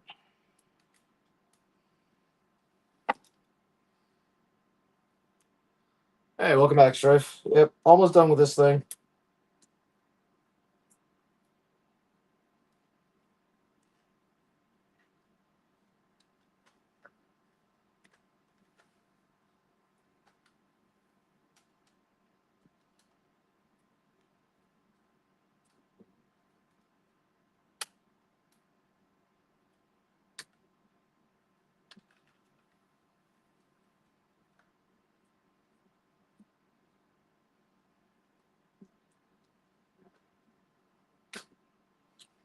Now.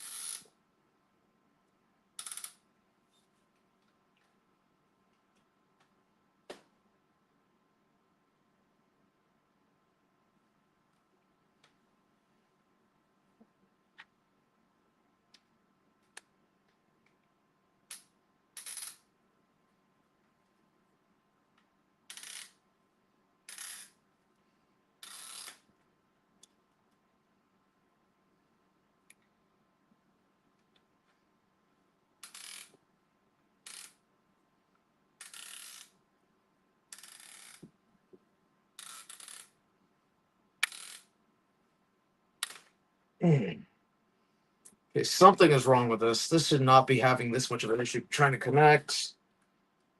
I have followed all these instructions properly. It is priming.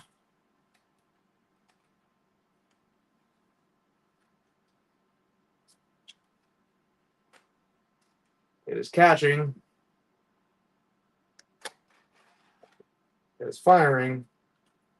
It's just very loose up here for some reason. Need to find what the heck happened to my Allen key instead of my actual my little master key set. There it is.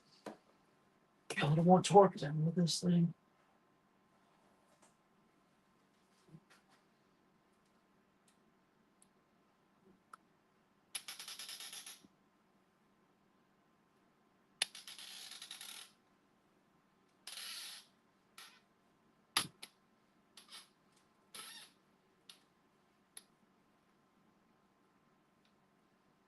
There we go.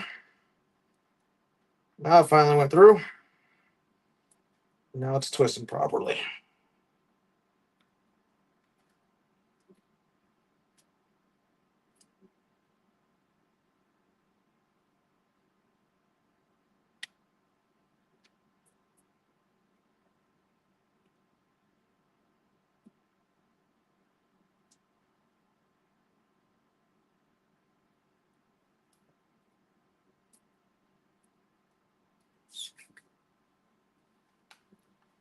There we go. So now, of course, we want to slip the barrel in, and then there's one more screw that we have to put in here. So I'm just going to slide this barrel down, just like so.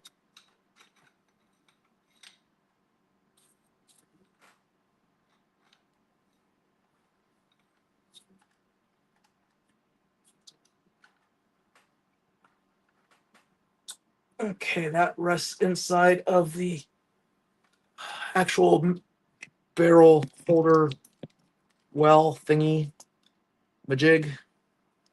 And then this is going to be just screwed right in here.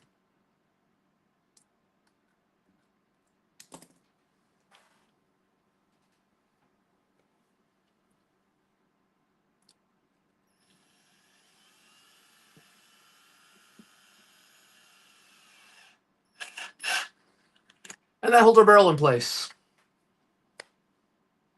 So here we have the Excalibur. Now this is completed. Of course, we can go ahead and actually test this really quick. I do not have a foregrip printed out yet, but it's a relatively easy prime. So go and actually load up a half dart.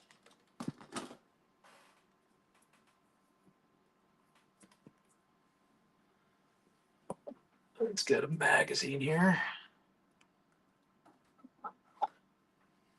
AF Pro Mag.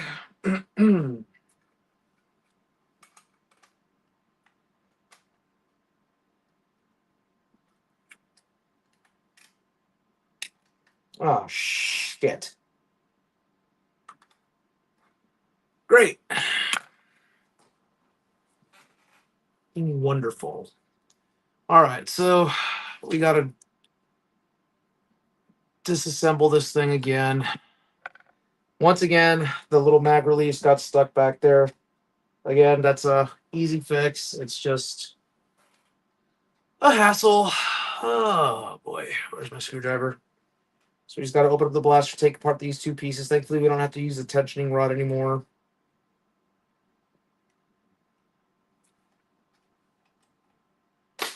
There we go. Yes, I just dry fired the blaster. You don't want to do that, folks, but I had to because if not, this thing's going to explode when I open it up.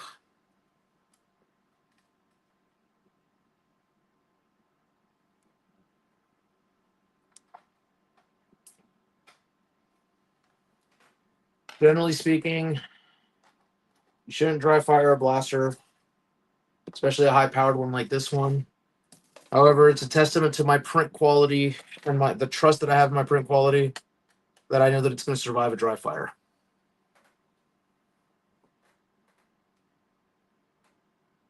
Wow. That is yeah, if anyone does not have a Strife X, that's a perfect time to get it actually. $47 is a great price. Um Man, if I had an extra $47 right now that I could spend, I'd probably buy another one just to have it.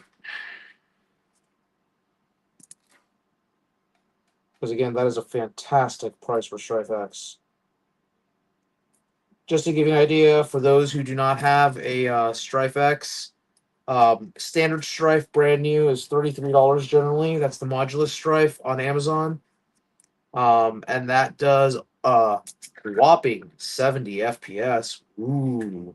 Um, yeah, you can actually get yourself into the pro leagues for less than $15 more.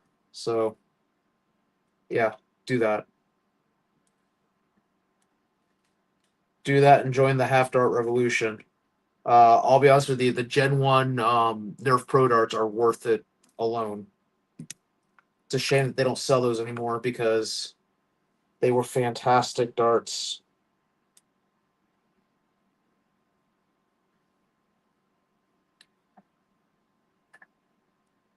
I think I still have all of my original Strife X darts in a dart bin somewhere. I will never use those for club play. Like those are indoor plinking only where I can recover them because they don't make those anymore. At least I've never seen them for sale. I haven't seen them for sale since they left Amazon, and that's a crying shame. Because what we got, as opposed to what we had, is night and day regarding those darts.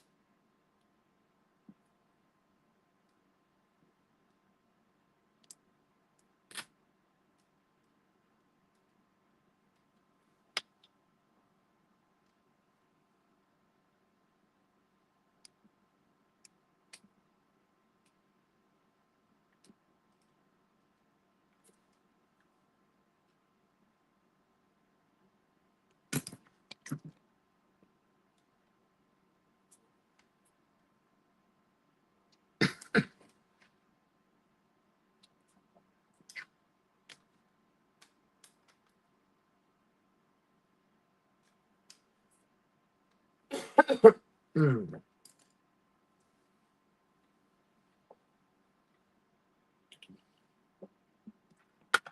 Mm.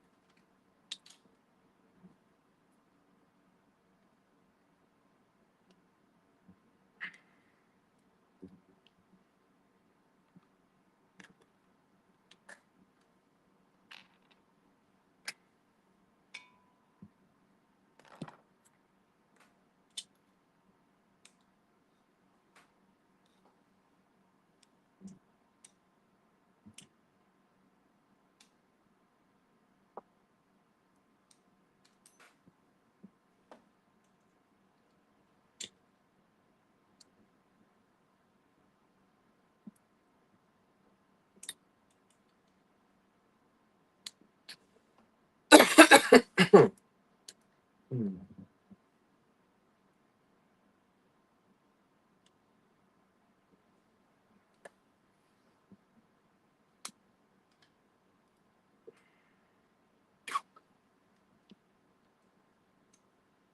You know, Hyper had promise. It didn't.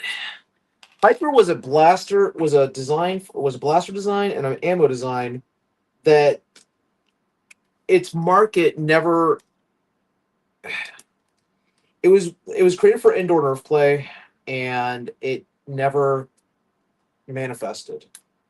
That's the sad truth about Hyper. Hyper blasters are actually okay. The ammo's, okay. The problem is, again, it was designed for indoor play, and the indoor arenas that were supposed to manifest never really manifested very well. So you were stuck with a ammo type that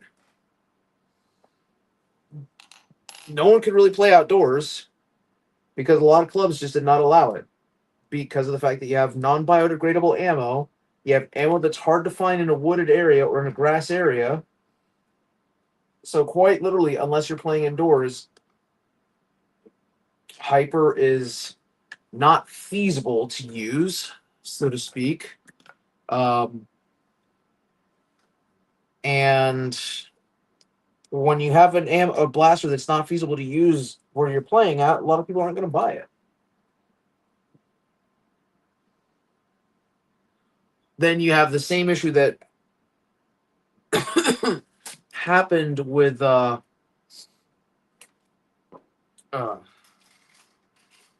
with Ultra happening with Hyper. They had an ammo type that, look, I mean, it wasn't bad. Well, I mean, I like Ultra, but I'll admit it, Ultra ammo was expensive, and it is still is expensive. If you don't buy it at Ollie's, if you don't find it at Ollie's, it's really pricey. So why am I going to adopt an ammo type that's expensive and that I can't use everywhere? Now I know Hyper is less expensive than Ultra. I get it. You can buy a pack of 100 for $7.99 now, but that wasn't the case when it first came out. And you also had the situation with Hyper that when it first came out, they didn't give you enough rounds to fill up your blaster, which is a big no-no.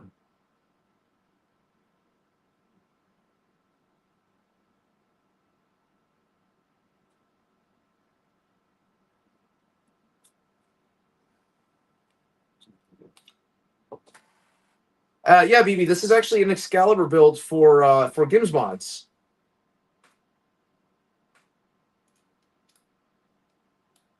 He wanted me to build one in time for end of year because he wants to do an end of year review, and he gave away his previous Excalibur.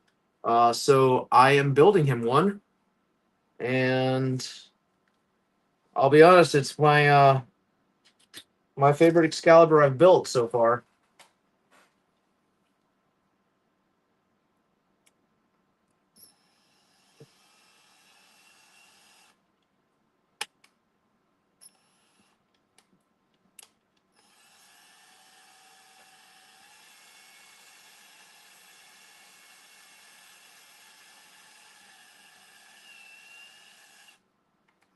All right.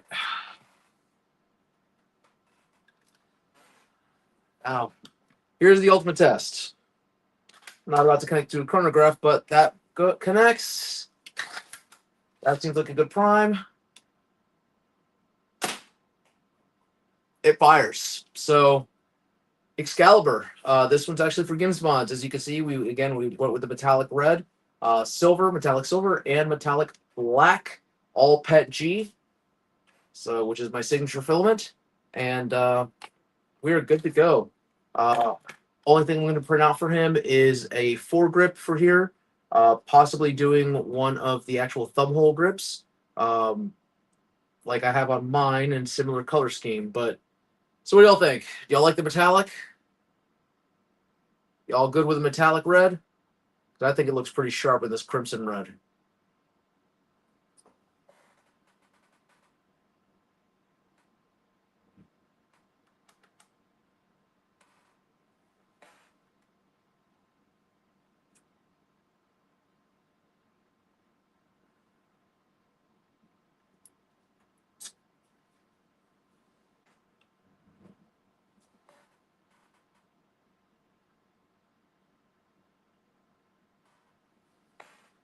Thanks, Jesse. Yeah, so for those who have 3D printers, I believe BB you have one as well.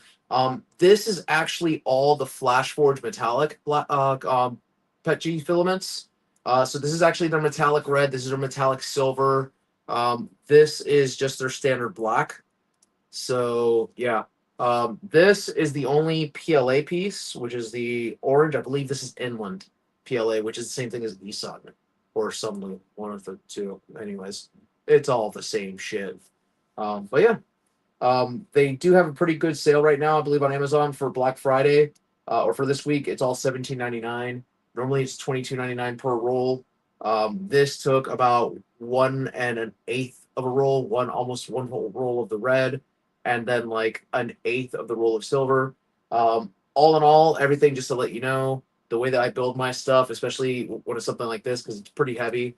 This is actually 10 walls and 40% infill, with the exception of the plunger and the spring rest right here, as well as the ram. All of that is 10 walls and 100% infill. So it's actually a pretty solid blaster. I literally like to build things like this so that in case of a home invasion, you can actually lift it up and just beat the shit out of someone with it, and bludgeon them to death. So, but there you have it. Again, Excalibur. This is probably one of the best 3D printed blasters of 2025. Silly Butts, again, he outdid himself when he remade the Caliburn into the Excalibur, and it does pay homage to the actual Caliburn. Silly said himself that the name Excalibur, he chose that because it is so close to Caliburn itself. So yeah, I think that Gimsmods is actually going to enjoy this. So here's hoping he can actually finish paying things off, and I can get this put into a box along with his repaired Hidolfer, and send it back to him in time for Christmas. So yeah, guys, again, thank you all for watching. I know it was a long one tonight. I didn't expect it to be this long, but some mistakes happened, but we got through it. So